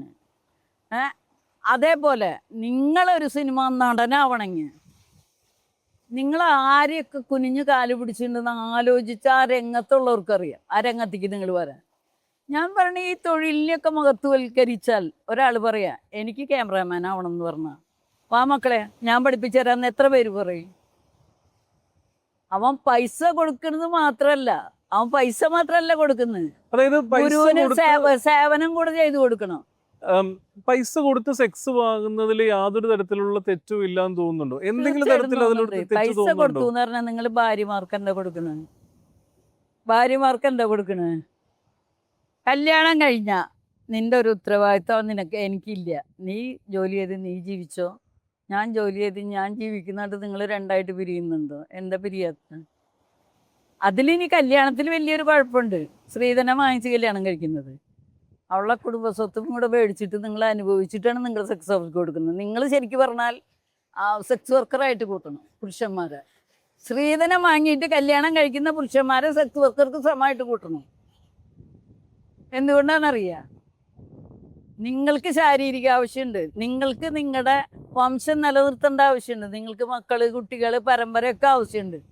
എന്നിട്ട് അവളുടെ വീട്ടിൽ നിന്ന് സ്ത്രീധനം വാങ്ങിച്ചു കൊണ്ടുവന്നിട്ട് നിങ്ങൾക്ക് അവളോട് എന്താ പറയുള്ളത്? ഞാൻ നിൻ്റെ കൂടെ രാത്രി കിടക്കുന്നുണ്ടെന്ന് മാത്രമോ? അത് മാത്രമാണോ നിങ്ങൾക്ക് പറയുള്ളത്? വേറെ എന്താ പറയുള്ളത്? സൗന്ദര്യത്തിലും തുല്യമായിരിക്കും, ചിലപ്പോൾ ഹെൽത്തിലും തുല്യമായിരിക്കും. നിങ്ങൾ ശക്തിയിൽ കുറച്ച് കൂടുതൽ ആണുങ്ങൾ നിൽക്കണമെങ്കിൽ പെണ്ണുങ്ങൾ യുക്തിയിൽ ഒപ്പത്തിനൊപ്പം നിൽക്കുന്നുണ്ട്. ഒരു പെണ്ണിനെ ഒരു ആണിനെ നിങ്ങൾ ചോദ്യം ചെയ്യും, പെണ്ണ് യുക്തിപരമായിട്ട് പോകും, ആണ് ശക്തിപരമായിട്ട് പോകും. ഇതൊന്നുമില്ലാത്ത ഈ ഭർത്താവിൻ്റെ ഉദ്യോഗം എന്താ? അതൊരു വേറൊരു സെക്സ് വർക്കറാണെന്ന് ഞാൻ പറയും. മനസ്സിലായോ? അത് സ്ത്രീധനം വാങ്ങി കല്യാണം കഴിക്കുന്നവരെ മാത്രമേ പറയുള്ളൂ എന്ന് പറഞ്ഞു. അതുപോലെ തന്നെയാണ് ഇത്. നമ്മൾ ഇതിനെ ഒരു ഓർഗനൈസേഷനൊക്കെ കെട്ടിപ്പടുത്തി ഒരു കാലഘട്ടത്തിൽ അങ്ങനെ ഉണ്ടായിരുന്നല്ലോ സുഹൃത്തെ. ഇന്ന് ബോംബെ തെരുവുകളിൽ പണ്ട് കൊണ്ടുപോയി വിൽപ്പന നടത്താൻ ഈസി ആയിരുന്നു. ഇന്ന് അവിടെ ഒരു പെൺകുട്ടി വന്നാല് കൊണ്ടുവരുന്നതാര്? ചിലയിടത്തൊക്കെ അതിൻ്റെ അപ്പുറം നടക്കുന്നുണ്ട് കേട്ടോ. എന്നാലും ഞാൻ പറഞ്ഞത് അതെല്ലായിടത്തും കള്ളത്തരങ്ങൾ, സ്വർണത്തിലും കള്ളത്തരം നടക്കുന്നുണ്ട്. നിങ്ങളെവിടുന്നാ വരുന്നത്? എന്തിനാ വരുന്നത്? ഈ കുട്ടി നിങ്ങളുടെ ആരാ? ബോംബെ തെരുവുകളിൽ പണ്ടത്തെ ബോംബെ തെരുവല്ല, അവിടെ വർക്ക് ചെയ്തിട്ടുള്ളതാ. കൊൽക്കത്ത സോനാഗാച്ചി എന്ന് പറഞ്ഞ സ്ഥലം, ഞങ്ങൾ തുടക്കത്തിൽ വർക്ക് ചെയ്യുമ്പോൾ 65,000 സെക്സ് വർക്കർ പബ്ലിക്കിൽ വന്നവരുണ്ടായിരുന്നു. പബ്ലിക്ക് എല്ലായിടത്തെ ഗ്രാമങ്ങളിലുള്ളത് വേറെയാണ്. അവരൊക്കെ പറഞ്ഞത് ഈ സംഘടന വന്നതോടുകൂടി ഞങ്ങൾക്ക് സ്വാതന്ത്ര്യം കിട്ടി. ഇന്ന് പറയാണ് നിങ്ങൾ നല്ല സുന്ദരനായിരിക്കാം, ആരോഗ്യവാനായിരിക്കാം, പാട്ടുകാരനായിരിക്കാം, ആരായിരിക്കാം, എനിക്കിന്ന് വേണ്ടാന്ന് പറഞ്ഞാൽ വേണ്ടാന്ന് വെക്കാനുള്ള സ്വാതന്ത്ര്യം കിട്ടി. എന്താണ് ഈ സംഘടന കൊണ്ടുവന്ന മാറ്റങ്ങൾ? എന്തൊക്കെയാണ് അതാ മാറ്റങ്ങൾ? അതായത് സ്വന്തം ഇഷ്ടമില്ലാതെ വിൽപ്പന നടക്കാൻ പാടില്ല. അതുപോലെ ആദ്യം എന്ന് പറഞ്ഞാൽ ഈ ഒരു വലിയൊരു ഗ്രൂപ്പ് ഇവരെ കൊണ്ടുവന്ന് വിലയ്ക്ക് വാങ്ങിക്കും, വിൽക്കുകയും ചെയ്യും. അവർക്കൊരു ചെറിയ ശതമാനം പൈസ കിട്ടുള്ളൂ. ഇന്ന് തുല്യതയുണ്ട് അവിടെ. ഒരു 2 മണിക്കൂർ ഞാനിവിടെ നിൽക്കുമ്പോൾ ഈ സമയത്തിന് കിട്ടുന്ന ക്ലയൻറ്റ് മതി, ഇത് കഴിഞ്ഞാൽ ഞാൻ പോകുമെന്ന് പറഞ്ഞാൽ ഒരു മറ്റേ ഈ ബ്രോത്തിലുള്ള ആൾക്കാരും പിടിച്ചു വയ്ക്കുന്നില്ല. തെരുവിൽ നടക്കുമ്പോൾ തെരുവ് ചേച്ചെന്ന് അവളെ വിളിച്ചാൽ കൊണ്ട് കേസ് കൊടുത്ത പോലീസ് കേസ് എടുക്കും. നളിനി ജമീലാണ് ഈ സമൂഹം പേടിക്കുന്നത്. വെറും നളിനി ജമീല ബുക്ക് എഴുതിയോണ്ടല്ല. കാരണം ഞാൻ HIV പ്രൊഫഷന് വേണ്ടിയിട്ട് വർക്ക് ചെയ്യുന്ന കാലഘട്ടത്തിൽ നളിനി ജമീല എന്ന് പറഞ്ഞൊരു പോലീസ് സ്റ്റേഷനിൽ ഒരു കസേര ഇട്ടിട്ട് നിൽക്കാനുള്ള സന്ദർഭം കിട്ടിയ ശേഷമാണ് ഞാൻ എൻ്റെ തൊഴിൽ മതിയാക്കി പോകുന്നത്. മനസ്സിലായോ? അത് പുസ്തകം എഴുതിയിട്ടല്ല, പുസ്തകം എഴുതിയോടുകൂടി ഞാൻ എൻ്റെ തൊഴിൽ ഉപേക്ഷിച്ചു. ഒരു കാരണം എനിക്ക് എന്നെ പഠിച്ച് ക്ലയൻറ്റിനെ കിട്ടാത്തതും, ഒരു കാരണം എനിക്കൊരു പ്രായം കഴിഞ്ഞപ്പോൾ വേറൊരു ജോലി അതിനേക്കാൾ ഇതായിട്ട് വന്നപ്പോൾ ഞാൻ വേണ്ടാന്ന് വെച്ചത്.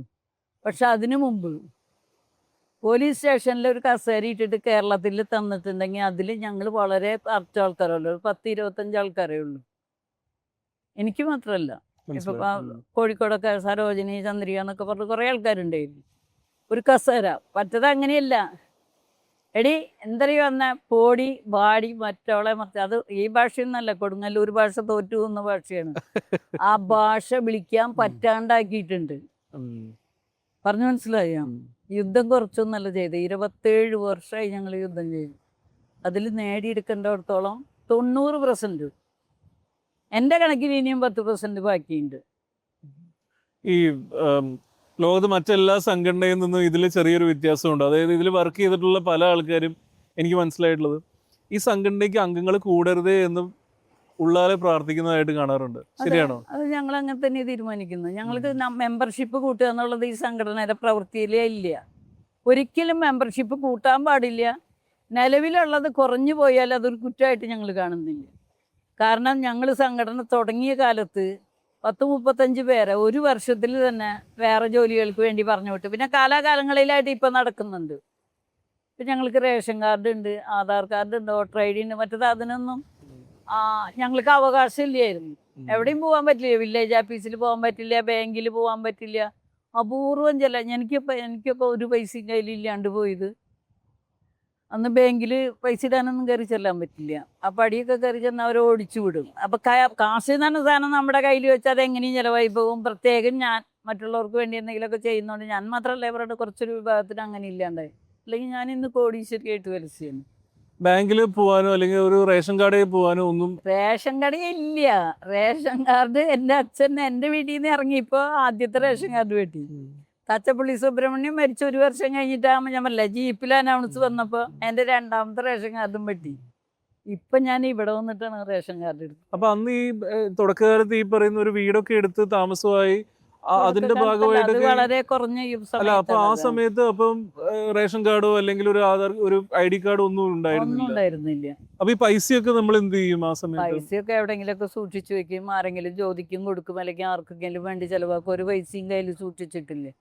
കഴിഞ്ഞ 20 വർഷം കൊണ്ടാണ് പൈസ സൂക്ഷിക്കാൻ പറ്റിയ സംവിധാനം എനിക്ക് ഉണ്ടായിട്ടുള്ളൂ. അന്ന് എന്തെങ്കിലും ഇഷ്ടങ്ങൾ ഉണ്ടായിരുന്നു? ഒരു ഇന്ന രീതിയിൽ ജീവിക്കണമെന്നോ, ഒരു വീട് വെക്കണമെന്നോ, ഒരു കാർ വാങ്ങണമെന്നോ, അല്ലെങ്കിൽ സ്വർണ്ണം വാങ്ങണമെന്നോ സാധാരണക്കാരന്റെ കാറിനോളം ഒന്നും ചിന്തിക്കാനുള്ള ഒരു ഇത് പോയിട്ടില്ല. വീട് സ്വന്തമായിട്ട് ഉണ്ടാവണം എന്നുണ്ടായിരുന്നു. അപ്പോൾ 1-2 സ്ഥലത്തൊക്കെ വീട് വെക്കാനുള്ള ശ്രമമൊക്കെ നടത്തി. ഞാൻ പാലക്കാട് ചിറ്റലഞ്ചേരിയിലൊക്കെ ശ്രമമൊക്കെ നടത്തി വീടിന് അഡ്വാൻസ് ഒക്കെ കൊടുത്തതാണ്. അതൊക്കെ കഴിയുമ്പോൾ അവർ ഇന്നാളാന്ന് പറയുമ്പോൾ ഒരു സ്ഥലം തരൂല്ല. പിന്നെ വേണ്ട ഇതിൻ്റെ കുറേ റെക്കോർഡുകളൊക്കെ വേണമല്ലോ, അതൊന്നും ഇല്ലാത്തതുകൊണ്ട്. അപ്പോൾ കയ്യിലുള്ള കാശ് എന്താ ചെയ്യുക? കുറേ കൂട്ടുകാരികൾക്കോ അല്ലെങ്കിൽ ആരോഗ്യ പ്രശ്നമുള്ളവർക്കോ അല്ലെങ്കിൽ നമുക്ക് സഹായിക്കണമെന്ന് തോന്നുന്ന നമ്മുടെ ചുറ്റും കുറേ ആൾക്കാരുണ്ട്. ഇങ്ങനെ എല്ലാവർക്കും പൈസ കിട്ടുമെന്ന് പറയുമ്പോൾ പൈസ കിട്ടാത്ത കുറേ ലേഡീസ് ഉണ്ടാവും. ഒരു രാത്രി കഴിയുമ്പോൾ അവർക്കൊന്നും കിട്ടിയിട്ടുണ്ടാവില്ല. ഈ സെക്സ് വർക്കിന് ഇറങ്ങുന്ന സ്ത്രീകളെ സംബന്ധിച്ച് പ്രണയം ഒരു പ്രശ്നമാണ്. അതായത് മറ്റുള്ളവരുടെ കാമനകൾ പൂർത്തീകരിക്കാൻ വേണ്ടി നമ്മൾ നിന്നു കൊടുക്കും. നമ്മുടെ ഡിസയർ എന്ത് ചെയ്യും എന്നുള്ളൊരു പ്രശ്നമാണ്. ഇപ്പം എനിക്ക് അതിൽ ഏറ്റവും രസമായിട്ട് തോന്നുന്നത് മലയാളികളുടെ എക്കാലത്തെയും പ്രിയപ്പെട്ട കാമുകി ക്ലാര നമ്മൾ വിളിക്കുന്ന പത്മരാജൻ സിനിമയിൽ ക്ലാരയ്ക്ക് പ്രണയിക്കാൻ പറ്റിയിട്ടില്ല. ക്ലാരയ്ക്ക് പ്രണയിക്കാൻ പറ്റുന്ന അവസ്ഥയിലല്ലേ ക്ലാര. അപ്പം നളിനി ചേച്ചിയുടെ ആ ഒരു ജീവിതകഥ വായിച്ചു നോക്കിയാലും ഏതാണ്ട് അങ്ങനെയൊക്കെ തന്നെയാണ്. പ്രണയം ഇതെല്ലാം കഴിഞ്ഞ് നിൽക്കുന്ന സമയത്ത് നമുക്ക് സ്വന്തമായിട്ട് പ്രണയിക്കാനോ നമ്മളുടെ ഡിസയർ ഫുൾഫിൽ ചെയ്യാനോ ഉണ്ടാവുന്ന ഒരു ബുദ്ധിമുട്ടില്ലേ? പ്രണയം ഇല്ലാതിരുന്നിട്ടൊന്നുമില്ല, പ്രണയം ഉണ്ടായിട്ടൊക്കെ ഉണ്ട്. പക്ഷേ ഈ പ്രണയിച്ച് കഴിഞ്ഞ് കുറച്ച് കഴിയുമ്പോൾ ഇപ്പോൾ ഡിവോഴ്സ് നടക്കുന്ന മാതിരിയാണ്. കുറച്ച് കഴിയുമ്പോൾ ഇവർക്ക് മനസ്സിലാവും നമ്മുടെ കയ്യിൽ കുറച്ച് കാശുണ്ടെന്ന്. പിന്നെ ഇവർ നമ്മളെയല്ല സ്നേഹിക്കുന്നത്, കാശിനെയാണ്. ആദ്യം പറയും എൻ്റെ ഭാര്യയ്ക്ക് സുഖമില്ല എന്നല്ലെങ്കിൽ എൻ്റെ അച്ഛന് സുഖമില്ല എന്ന്, അവർക്ക് സുഖമില്ല എന്നൊക്കെ പറഞ്ഞ് വാങ്ങിക്കും. തിരിച്ചു തരില്ല. ഈ തിരിച്ചു തരാതിരിക്കുമ്പോൾ ഒരു ഉപയോഗിക്കുന്ന ആയുധം നീ കൊണ്ട് കേസ് കൊടുക്കുന്നു. കാരണം അതിന് പറ്റിയിരുന്നില്ല. ഞാൻ മാത്രമല്ല, കുറേ ആൾക്കാർക്ക് ഒന്നും ഉണ്ടാക്കാൻ പറ്റാണ്ടുണ്ടായിരുന്നുണ്ട്. കാരണം അത് തന്നെയല്ല, ഈ രാത്രിയിൽ ഈ പൈസ സൂക്ഷിക്കാൻ പറ്റില്ലായിരുന്നു. വിശ്വാസമുള്ള ആൾക്കാരയിൽ കൊടുക്കുക ചെയ്യുക. ചിലർ തിരിച്ചു തരും, ചിലർ തരില്ല. അതുകൊണ്ട് തന്നെ ഇത് സൂക്ഷിച്ചാൽ നമ്മൾക്ക് കിട്ടില്ല എന്നുള്ളൊരു ബോധം ഉള്ളിലുള്ളതുകൊണ്ട് നല്ല അടിച്ചു പൊളിച്ച് ജീവിക്കുക. നമ്മളെ കൂടെയുള്ളവർക്ക് വേണ്ടിയിട്ട് എന്തെങ്കിലുമൊക്കെ ചെയ്യുക. ഒരുപാട് ആൾക്കാർ അങ്ങനെ ചെയ്തവരുണ്ട്. എന്താണ് ഈ അടിച്ചുപൊളിച്ച് ജീവിക്കുക എന്ന് പറയുമ്പോൾ അതിന്റെ എന്ന് ഉദാഹരണം പറഞ്ഞാൽ എന്താ? ഇഷ്ടമുള്ള സാരി എടുക്കുക. ഇപ്പം ഞാനൊക്കെ ഓക്കെ. എന്ന് പറഞ്ഞാൽ ഇപ്പോഴൊക്കെ എൻ്റെ ഒരു നിലവാരം എന്ന് പറഞ്ഞാൽ ഒരു 500-600ൻ്റെ അപ്പുറത്ത് ഞാൻ സാരി ഒന്നും എടുക്കൂല. കാരണം ഈ പണം വേണം എന്നുള്ള ഒരു ബോധം ഉള്ളിലുണ്ട്. ആ. അന്നങ്ങനെയല്ല. ഉം. ഇപ്പൊ സാരി 1000 രൂപയാണെന്ന് പറയാണ്. സ്വർണ്ണം ഇടാൻ പറ്റില്ല, കാരണം സ്വർണ്ണം ഇട്ടാൽ കള്ളന്മാരും ഉണ്ട്. ഉം. അപ്പം നല്ല ഹോട്ടലിലൊക്കെ പോയി ഭക്ഷണം കഴിക്കുക. ഈ ഭക്ഷണം കഴിക്കാൻ ഒറ്റയ്ക്കൊക്കെ പോയി കഴിഞ്ഞാൽ കളിയാക്കലൊക്കെ വരും. അപ്പോൾ ഒരു 5-6 പേരെ റോട്ടിൽ നിന്ന് വിളിച്ചു കൊണ്ടുപോകാം. അതിൽ ഇത്തിരി നല്ല ചീത്ത വിളിക്കാൻ പറ്റിയ പെണ്ണുങ്ങളെ, പ്രത്യേകിച്ച് മോളി, ഷീജ എന്നൊക്കെ പറഞ്ഞ കുറേ കൂട്ടുകാരികളുണ്ടായിരുന്നു. അപ്പോൾ അവർക്കൊക്കെ നല്ല ബിരിയാണി മേടിച്ചു കൊടുത്തിട്ടാണ് ഞാൻ വലിയ റൗഡിയായിട്ട് നടന്നിട്ടുള്ളത്. അതാണ് അടിച്ചുപൊളിക്കൽ. അതിനിടയിൽ ഒരു 3 പേരോളം സ്നേഹം പ്രകടിപ്പിച്ചു വന്നു, അവരോട് തിരിച്ചിഷ്ടമാണെന്ന് പറഞ്ഞു, അവരുടെ കൂടെ ജീവിക്കാൻ സന്നദ്ധമായിട്ട് പോയി. അതെ. ഒരു 3 തവണ. അതെ. അതിൻ്റെ ഒരു അനുഭവം ആ ബുക്കിൽ വളരെ വിശദമായിട്ട് എഴുതിയിട്ടുണ്ട്. അതിനൊരു അവസാന ഘട്ടമുണ്ടല്ലോ, നമ്മൾ ആ 3 പേരെടുത്തുനിന്നും തിരസ്കരിക്കപ്പെട്ട് പുറത്തായി, വീണ്ടും തെരുവിലായി.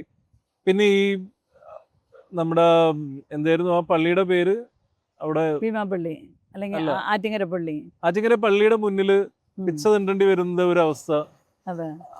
ആ കാലഘട്ടം ഒന്നും പറയൂ. അതൊരു വല്ലാത്തൊരു കാലഘട്ടമാണ്. കാരണം നമ്മൾ വേറൊരു ജീവിതം ജീവിച്ചു, ആ. വേറൊരു ജീവിതം നമുക്ക് പറ്റുമെന്ന് നമുക്ക് ബോധ്യം വന്നു. ഉം. നമ്മളതിൽ പൈസ ഉണ്ടായിരുന്നു, എല്ലാം കഴിഞ്ഞു. അതെല്ലാം കഴിഞ്ഞിട്ട് നമുക്ക് രോഗവും ഒടുക്കത്തെ പീഡനവുമായിട്ട് നമ്മൾ അത് ഷാഹുൽ ഹമീദ് എന്ന് പറഞ്ഞ ആളെ കൂടെ ഞാൻ ജീവിച്ചിരുന്നു. അപ്പോൾ ആദ്യം അയാൾ പറഞ്ഞു ഇസ്ലാം മതത്തിലേക്ക് മാറ്റാമെന്ന് പറഞ്ഞു. അതെൻ്റെ ഞാൻ മാറിയില്ല, പക്ഷെ അവർ ഓർമ്മയ്ക്കാണ് ജമീലെന്ന് പേരിട്ടിട്ടുള്ളത്.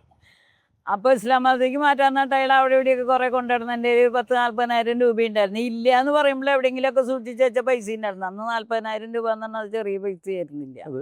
94-95 കാലഘട്ടത്തിലൊക്കെ അയാൾ സ്ഥലം മേടിക്കാനൊക്കെ പോയി അവിടെ ഇവിടെ കൊണ്ടുവരുന്ന ആ പൈസയൊക്കെ തീർന്നു. അതോടുകൂടി എനിക്ക് അസുഖമായി എന്ന് പറഞ്ഞാൽ എനിക്ക് ലിവറിനകത്ത് രോഗം തരുമ്പോൾ കള്ളുടിച്ചിട്ടാന്നറിയാം. അതല്ല, ട്യൂമറായിരുന്നു. അപ്പോൾ ആ ട്യൂമറിന് കുറേ ആസ്പത്രികളിൽ ചിലവായി. അപ്പം നമ്മൾക്ക് ഈ ചെന്നിരിക്കാനും നിൽക്കാനൊക്കെ ആളില്ലാത്തതുകൊണ്ട് കൂലിക്ക് ആളെ വെച്ചിട്ടൊക്കെയാണ് ഞാൻ എൻ്റെ കാര്യങ്ങൾ നോക്കിയിരുന്നത്. ഒരു 10-22 പവൻ സ്വർണവും കുറേ കാശൊക്കെ ആ വഴിയിൽ ചിലവായിപ്പോയി. ഈ രോഗം മൂർജിച്ചപ്പോൾ ഇയാളും വേണ്ടാന്ന് വെച്ചു. ഇയാൾക്ക് അപ്പം പ്രണയം ആ ജീവിക്കുന്ന കാലത്തില്ലാണ്ടല്ല, രോഗിയായി കഴിഞ്ഞപ്പോൾ എനിക്കൊരു മറ്റൊരു ജീവിതം ഉണ്ടെന്ന് പറഞ്ഞിട്ട് തെരുവിൽ നിന്ന് എടുത്തൊരു പെണ്ണും അയാളും കൂടിയാണ് അവിടെ താഴത്താക്കിയിട്ട് എന്നെ കാണാനൊക്കെ വന്നിരുന്നു. ശരിക്കും പറഞ്ഞാൽ എൻ്റെ 3 കാമുകന്മാരെയും അവർ ഉപേക്ഷിക്കില്ല, ഞാനാണ് അവരെ ഉപേക്ഷിച്ചത്. ഒരു ദിവസം വന്നിട്ട് അയാൾ പറഞ്ഞു, അയാൾ 3 പ്രാവശ്യം താഴത്തേക്ക്, 3ാം നിലയിലായിരുന്നു ഇപ്പം ഞാൻ തിരുവനന്തപുരം ക്യാൻസറിൻ്റെ ആസ്പത്രിയുടെ. അപ്പോൾ അയാൾ പറഞ്ഞു 3 പ്രാവശ്യമായി നിനക്ക് വേണ്ടിയിട്ട് ഞാൻ ഈ 3ാം നില വരെ കയറി ഇറങ്ങണമെന്ന് പറഞ്ഞു. ഞാൻ പറഞ്ഞു താൻ ഇറങ്ങിപ്പോകാൻ പറഞ്ഞു. അപ്പോൾ ഇയാളെന്താ വിചാരിച്ചതെന്ന് വെച്ചാൽ എൻ്റെ കയ്യിൽ കാശും തീർന്നു, ആരോഗ്യം പോയി. ഒരു 10-13 വയസ്സായ ഒരു പെൺകുട്ടിയുണ്ട്, ഇപ്പോഴുള്ള പെൺകുട്ടിയുണ്ട് എൻ്റെ അടുത്ത്. അപ്പോൾ അയാളെ ഞാൻ ഉപേക്ഷിക്കില്ല എന്നാണ് ഇയാൾ വിചാരിച്ചത്. കാല് പിടിക്കുക എന്നൊക്കെ പറയും. താൻ ഇറങ്ങിപ്പോകാൻ പറഞ്ഞു. അത് ആസ്പത്രിയിൽ എൻ്റെ പേരിലാണ് ഇവിടെ അഡ്മിറ്റ് ചെയ്തിരിക്കുന്നത് പറഞ്ഞു. ഞാൻ നേരെ ഷേണായി എന്ന് പറഞ്ഞ ഡോക്ടറായിരുന്നു. അന്ന് അയാളുടെ ഫീസ് ഒരു പ്രാവശ്യം കാണണമെങ്കിൽ 500 രൂപയായിരുന്നു. ഈ 30 വർഷം മുമ്പ് ഞാൻ അദ്ദേഹത്തോട് പറഞ്ഞു എനിക്ക് ഡിസ്ചാർജ് വേണം. അപ്പോൾ അദ്ദേഹം പറഞ്ഞു തനിക്ക് ക്യാൻസറായി മാറാനുള്ള സാധ്യതയുള്ള ട്യൂമറാണ് ഇത്, താൻ അധികം കാലം ജീവിക്കില്ല, താൻ വാശി കാണിക്കരുത്. ഞാൻ പറഞ്ഞു സാറ് ഡിസ്ചാർജ് ചെയ്താൽ ഞാനിവിടുന്ന് പരസ്യമായിട്ട് പോകും, ഡിസ്ചാർജ് ചെയ്തില്ലെങ്കിലും ഞാനിവിടുന്ന് പോകും, അതുകൊണ്ട് ഏതാ നല്ലതെന്ന് സാർ തീരുമാനിച്ചോളാം. ഞാൻ അയാളോട് എൻ്റെ പ്രശ്നം ഇതാണെന്നും അല്ലെങ്കിൽ അതിനെ എനിക്ക് മറികടക്കണം അതൊന്നും ഞാൻ പറഞ്ഞില്ല. ഡിസ്ചാർജ് ചെയ്താൽ നോർമലായിട്ട് ഞാൻ ഇവിടുന്ന് അങ്ങോട്ട് പോകും, ഇല്ലെങ്കിൽ പോകും. 18 പേര് എന്ന രോഗികളുടെ കുടുംബങ്ങൾ എൻ്റെ അയാളെ കാണാൻ വെയിറ്റ് ചെയ്യുന്നുണ്ടായിരുന്നു. അയാൾ ആ ഗേറ്റിന് പുറത്ത് ഒരു വയസ്സായ ആൾ എനിക്ക് ഇപ്പോഴും നല്ല ഓർമ്മയുണ്ട്. അയാൾ എൻ്റെ കാല് പിടിച്ചു, മക്കളെ പോവരുത്, നിനക്ക് ഇനിയും ചാൻസ് ഉണ്ടെന്ന്. അയാൾ എന്നെക്കാളൊരു 10-25-30 വയസ്സിനൊക്കെ വ്യത്യാസമുണ്ടെങ്കിൽ അയാളുടെ വിചാരം ഞാനൊരു ചെറിയ കുട്ടിയാണെന്നൊക്കെ. ഭയങ്കരമായിട്ട് അന്ന് ഒരുങ്ങി നടക്കുന്നൊരു ശീലമാണ്.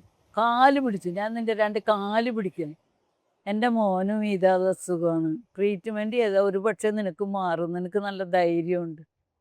ഞാൻ പറഞ്ഞില്ല ഏട്ടാ നിങ്ങൾക്കത് മനസ്സിലാവില്ല. മക്കളെ എന്താ മനസ്സിലാവാത്ത? വാശി വേണ്ട. എല്ലാവരും പറയും പെണ്ണുങ്ങൾക്ക് വാശി വേണ്ടെന്നൊക്കെ പറയാം. അങ്ങനെയല്ല പറഞ്ഞു, നിങ്ങൾ പോകരുതെന്ന് പറഞ്ഞു. ഞാൻ പറഞ്ഞില്ല, എനിക്ക് ഇവിടുന്ന് പോയേ പറ്റും, ഇവിടുന്ന് പോയാൽ മാത്രമേ ഞാൻ രക്ഷപ്പെടുള്ളൂ എന്ന്. അങ്ങനെ ഇറങ്ങി തോന്നാൻ പറഞ്ഞു. ആ ഓരോരുത്തരെയും കോയക്കാനി ഓടിപ്പിച്ചതൊക്കെ അങ്ങനെ തന്നെ. അയാളെന്താ പ്രശ്നം ഉണ്ടാക്കിയപ്പോൾ ഞാൻ പറഞ്ഞു, മോളൊക്കെ അപ്പോൾ 1 വയസ്സാണ് ഇപ്പം എൻ്റെ കൂടെയുള്ള മോൾക്ക്. ഞാൻ പറഞ്ഞു എനിക്ക് ചില സാധനങ്ങൾ വേണം. എന്താ വേണ്ടേ?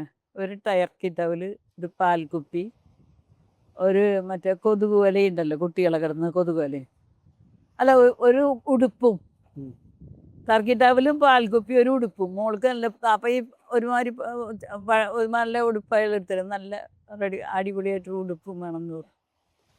അത് വാങ്ങിച്ചിട്ടാണ് ഞാൻ അയാളെടുത്ത് പോകുന്നത്. അന്നായാലും എൻ്റെ കയ്യിൽ കാശില്ല, അല്ലെങ്കിൽ അത് വാങ്ങിക്കില്ല. ഈ 3 സാധനം ഞാൻ അയാളോട് ആവശ്യപ്പെട്ടുള്ളൂ. വന്ന് ഞാൻ അവളെ വളർത്തി കുറച്ച് കഴിഞ്ഞപ്പോഴാണ് ഒരു 3-4 വയസ്സായപ്പോഴാണ് ഷാവുലോമീത് വരുന്നത്. അയാളോടും ഞാൻ പറഞ്ഞത് ഇതാ, ഞാൻ ഹിന്ദുവാണ്, എൻ്റെ കുട്ടി മുസ്ലിമാണ്. അവളൊരാളെ അച്ഛാന്ന് വിളിക്കുന്നതിന് പകരം വാപ്പാന്ന് വിളിക്കണ്ട. തനിക്ക് എൻ്റെ കൂടെ പോരാൻ പറ്റുമെന്ന് ചോദിച്ചു. മനസ്സിലായോ? ഇന്നും അവളെ 44-ാമത്തെ വയസ്സിൽ അവൾ അയാളെയാണ് വാപ്പാന്ന് വിളിക്കുന്നത്. അയാൾ വീട്ടിലേക്ക് വരില്ല. എനിക്ക് 42 വയസ്സുള്ളപ്പോൾ അയാളെ ഞാൻ അടിച്ചോടിപ്പിച്ചതാണ്. അയാൾ വീട്ടിൽ വരില്ല. എൻ്റെ പേരക്കുട്ടികളെ അയാളെ കാണാൻ പോകും, എൻ്റെ മകള് കാണാൻ പോകും. അതെന്തിനാണെന്നറിയോ? ഞാൻ അന്ന് അയാളോട് പറഞ്ഞില്ലേ, എനിക്കൊരു മുസ്ലിമിനെയാണ് വാപ്പാന്ന് വിളിക്കേണ്ടതെന്ന് പറഞ്ഞില്ലേ. ഇതിൽ രസമായിട്ട് തോന്നിയൊരു കാര്യം, ഈ പുസ്തകത്തിൽ വായിക്കുന്ന സമയത്ത് തുടക്കത്തിൽ ഒരുപാട് ദുഃഖം തരുന്ന അനുഭവങ്ങൾ ഉണ്ടായിട്ടുണ്ടല്ലോ, വളരെ ക്രൂരമായിട്ടുള്ള അനുഭവങ്ങൾ ഉണ്ട്. അതായത് ഒരു പോലീസുകാരൻ കൊണ്ടുപോകുന്നു, അത് കഴിഞ്ഞ് പിറ്റേ ദിവസം പോലീസിനെ കൊണ്ട് അയാൾ തന്നെ അറസ്റ്റ് ചെയ്യിപ്പിക്കുന്നു. എന്നാൽ അതേസമയം ഇതിൻ്റെ ഒരു അവസാനത്തിലേക്ക് വരുമ്പം ഈ പള്ളിയുടെ മുന്നിൽ നിന്നൊക്കെ പിച്ച കണ്ട് വെക്കുന്ന ആ ഒരു സിറ്റുവേഷനിലേക്ക് വരുമ്പോൾ അറിയപ്പെടാത്ത ആൾക്കാർ, ഒരു പരിചയമില്ലാത്ത ആൾക്കാർ സഹായിക്കാൻ വരുന്നു അല്ലേ? ആ പള്ളിയുടെ മുന്നിൽ നിന്ന് അങ്ങനെ ആ ജീവിതം ചായക്കടക്കാരൻ ഒരു കാമുകനെ കിട്ടിയോടുന്നു എന്നെ നന്നായിട്ട് സഹായിക്കും. അയാളുടെ സഹായത്തോടെ മോളൊരു മുസ്ലിം വീട്ടിലൊക്കെ കൊണ്ട് നിർത്തുകയും ഒക്കെ ചെയ്തത് ഞാൻ അതിലെഴുതിയിട്ടുണ്ട്. അത്രത്തോളം എനിക്ക്, ഞാൻ പറയണേ, അപ്പൊന്നും എൻ്റെ സൗന്ദര്യം കൊണ്ടല്ല എനിക്ക് ആ സുഹൃത്തുണ്ടായത്, എൻ്റെ ഇടപെടൽ കൊണ്ടാണ്. അയാൾക്ക് 2 ഭാര്യമാരുണ്ടായിരുന്നു എന്നുള്ളത്. അയാൾക്ക് 2 ഭാര്യമാരുണ്ടായിരുന്നു, ആവശ്യത്തിനുള്ള സാമ്പത്തികം ഉണ്ടായിരുന്നു, കുട്ടികളില്ല. മറ്റു സ്ത്രീനെ പ്രാപിക്കാൻ പറ്റാത്ത ഒരാളല്ല എൻ്റെ അടുത്ത് വന്നത്. ഞാൻ അയാളും കൂടി ഇതേപോലെ ഇരുന്ന് സംസാരിച്ചപ്പോൾ അയാൾക്ക് എന്നോട് ഭയങ്കര പ്രണയമായി. നിനക്ക് എന്താ വേണ്ടതെന്ന് ചോദിച്ചു. ഞാൻ പറഞ്ഞു എനിക്ക് 2000 രൂപ വേണമെന്ന് ഞാൻ പറഞ്ഞുള്ളൂ. സത്യം പറഞ്ഞാൽ ആ സമയത്ത് ഈ 2000-ന്റെ അപ്പുറത്തൊന്നും ഇപ്പോഴും എനിക്ക് അങ്ങനെ ചോദിക്കാൻ അറിഞ്ഞൂടാ. കാരണം എന്താ വെച്ചാൽ പണം എന്ത് വേണമെന്നറിയാം എനിക്ക്. ഞാൻ ഈ ഇതിൽ ഫേസ്ബുക്കിൽ പോസ്റ്റ് ഇട്ടിട്ടുണ്ടായിരുന്നു, എനിക്കൊരു 3.5 ലക്ഷം ആവശ്യമുണ്ട്, എൻ്റെ സുഹൃത്തുക്കളെ സഹായിക്കണം എന്നൊക്കെ പറഞ്ഞിട്ട്. അപ്പം ഇപ്പം അതിൻ്റെ ഇതറിയാം. പക്ഷെ എനിക്കെന്തോ വേണ്ടത് 2000 പോകെ പോകെ ഇതൊരു നമുക്കൊരു റിയലൈസേഷൻ വരുന്നില്ല. അതായത് ഇതിനൊരു ഷെൽഫ് ലൈഫ് ഉണ്ട്, എല്ലാ കാലവും നമുക്കിത് ചെയ്തുകൊണ്ടിരിക്കാൻ പറ്റില്ല. ആ റിയലൈസേഷൻ വരുന്ന ഒരു കാലഘട്ടം അതെങ്ങനെയാ തരണം ചെയ്തത്? അത് അന്ന് എന്തായിരുന്നു നമ്മുടെ മനസ്സിൽ കൂടെ പോയിരുന്നത്? സത്യത്തിൽ എൻ്റെ തൊഴിൽ നിർത്തേണ്ടി വന്നത് ഞാൻ എൻ്റെ ബുക്ക് എഴുതിയോണ്ടാണ്. ബുക്ക് എഴുതി ഇപ്പം എൻ്റെ ആൾക്കാരൊക്കെ എന്നെ തിരിച്ചറിഞ്ഞപ്പോൾ ആൾക്കാർക്ക് പേടിയായി എൻ്റെ അടുത്ത് വരാൻ. അത് കഴിഞ്ഞപ്പോൾ ഞാൻ സാധാരണ ഉള്ള പണികൾക്ക്, ഞാൻ ഹോം നഴ്സിങ്ങിൻ്റെ ജോലിക്കൊക്കെ പോയിട്ടുണ്ട്. ഞാനിപ്പോൾ 1 വർഷം മുമ്പ് വരെ, 1 വർഷമല്ല 3 വർഷം മുമ്പ് വരെ ഹോം നഴ്സിങ്ങിൻ്റെ ജോലിക്ക് പോയിട്ടുണ്ട്. എനിക്ക് എല്ലാ ജോലികളും അറിയാം, എല്ലാ ജോലിയും എടുത്ത് ജീവിക്കാനറിയാം. എനിക്ക് അങ്ങനത്തെ ഒരു പേടിയില്ല. അയ്യോ ഇത് കിട്ടിയില്ലെങ്കിൽ, ഇത്രയും ഭംഗിയായിട്ട് ഞാൻ ജീവിച്ചില്ലെങ്കിൽ, ഞാൻ നല്ലിയും ജമീലയായിട്ട് ജീവിച്ചാലും നളിനിയായിട്ട് ജീവിച്ചാലും എൻ്റെ മുഖവും എൻ്റെ ഭാവവും എൻ്റെ ഇതെല്ലാം ഒന്നാണ്. ഞാൻ മാത്രമാണ് എൻ്റെ ഉള്ളിലുള്ളത്. ഇത് ഞാനാണ്, ഇവിടെ കലർപ്പില്ല. നിങ്ങളെ ആശ്രയിച്ചിട്ട്, നിങ്ങളുടെ ബുദ്ധീനെ ആശ്രയിച്ചിട്ട്, ഈ ഇവിടുത്തെ കേരള ഗവൺമെൻറ്റിനെ ആശ്രയിച്ച്, ഇന്ത്യൻ ഗവൺമെൻറ്റിനെ ആശ്രയിച്ചിട്ട് ഒന്നല്ല. കൃത്യമായിട്ട് നികുതി കൊടുക്കുന്ന, കൃത്യമായിട്ട് വാടക കൊടുക്കുന്ന, കൃത്യമായിട്ട് കാര്യങ്ങൾ ചെയ്യുന്ന ഒരാളായിട്ടാണ് ഞാൻ ഇപ്പോഴും നിൽക്കുന്നത്, 74-ാമത്തെ വയസ്സിൽ. പിന്നെ ഇതിൻ്റെ അപ്പുറം ചിലപ്പോൾ പൈസ ഇല്ലാണ്ട് പട്ടിണിയൊക്കെ കിടക്കും. ഇപ്പോൾ ശരിക്കും പറഞ്ഞാൽ തമിഴ്നാട്ടിൽ നല്ല അമ്പലങ്ങളൊക്കെ ഉണ്ട്, ഭക്ഷണമൊക്കെ കിട്ടും. ബുക്കൊക്കെ എഴുതി കഴിഞ്ഞതിന് ശേഷം നമ്മളിപ്പോൾ നിൽക്കുന്നത് കന്യാകുമാരിയാണ്. കേരളത്തിൽ നിന്നൊക്കെ വളരെ വിട്ട്, ആ ജീവിതത്തിൽ നിന്നൊക്കെ വളരെ ഡിസ്റ്റൻസ് വെച്ച് ഒരു ഒതുക്കത്തിൽ, ഒരു പക്ഷെ അധികം ആൾക്കാർ അറിയാതെ ഉള്ളൊരു ജീവിതമാണ് ഇപ്പം. എന്താ സംഭവിച്ചത്? ബുക്ക് എഴുതിയതിനൊക്കെ ശേഷമുള്ള ആ ഒരു ലൈഫ് എങ്ങനെയാണ് ഇപ്പൊ? ഈ കഴിഞ്ഞൊരു 5-10 കൊല്ലം എങ്ങനെയാണ്? 2005-ലാണ് തൊഴിൽ നിർത്തുന്നത്. അവിടെ ഞാൻ ആദ്യമായിട്ട് പോയപ്പോൾ ഞാൻ കുറേ നേരം അവിടെ ഇവിടെയൊക്കെ റെയിൽവേ സ്റ്റേഷനിലും KSRTC-യിലൊക്കെ ആയിട്ട് നിന്നു. അപ്പം എൻ്റെ പഴയ കാല ഒരു സുഹൃത്തുണ്ട്. പക്ഷെ അവൻ എൻ്റെ കൂടെ അഭ്യുദയകാംക്ഷിയായിരുന്നു. റെയിൽവേ സ്റ്റേഷനിലെ ഒരു മറ്റേ പോർട്ടറുടെ മകനാണ് അവനാ ജോലി ചെയ്യുന്നത്. നല്ല എന്തിനാ ഇവിടെ നിൽക്കണമെന്ന് ചോദിച്ചു. ഞാൻ പറഞ്ഞിട്ട് ആ ക്ലയൻറ്റിനെ കാത്ത് കേടാന്ന്. നിനക്ക് ക്ലയൻറ്റിനെ കിട്ടുന്നു തോന്നുന്നുണ്ടോ ചോദിച്ചു. കാരണം ഇപ്പം ഇപ്പോഴത്തെ എൻ്റെ ഒരു അവസ്ഥയിൽ നിന്നിട്ട് ആ അവസ്ഥയിൽ എനിക്ക് അത്ര എൻ്റെ ഒരു കാണാൻ ഭംഗിയില്ലാണ്ട് അങ്ങനെ കിട്ടില്ല എന്നൊക്കെ നിങ്ങൾക്ക് മനസ്സിലാവുമല്ലോ. അപ്പം ഞാൻ പറഞ്ഞു എന്താ കിട്ടാത്ത, നീ ഒന്ന് തിരിഞ്ഞു നോക്കിയെന്ന് പറഞ്ഞു. അപ്പോൾ റെയിൽവേയുടെ അന്നൊക്കെ ഈ റെയിൽവേയുടെ കടകളൊക്കെ ഈ പ്ലാറ്റ്ഫോം ഉയർത്തുമ്പോൾ കുറച്ച് താഴെയായിരിക്കുമല്ലോ.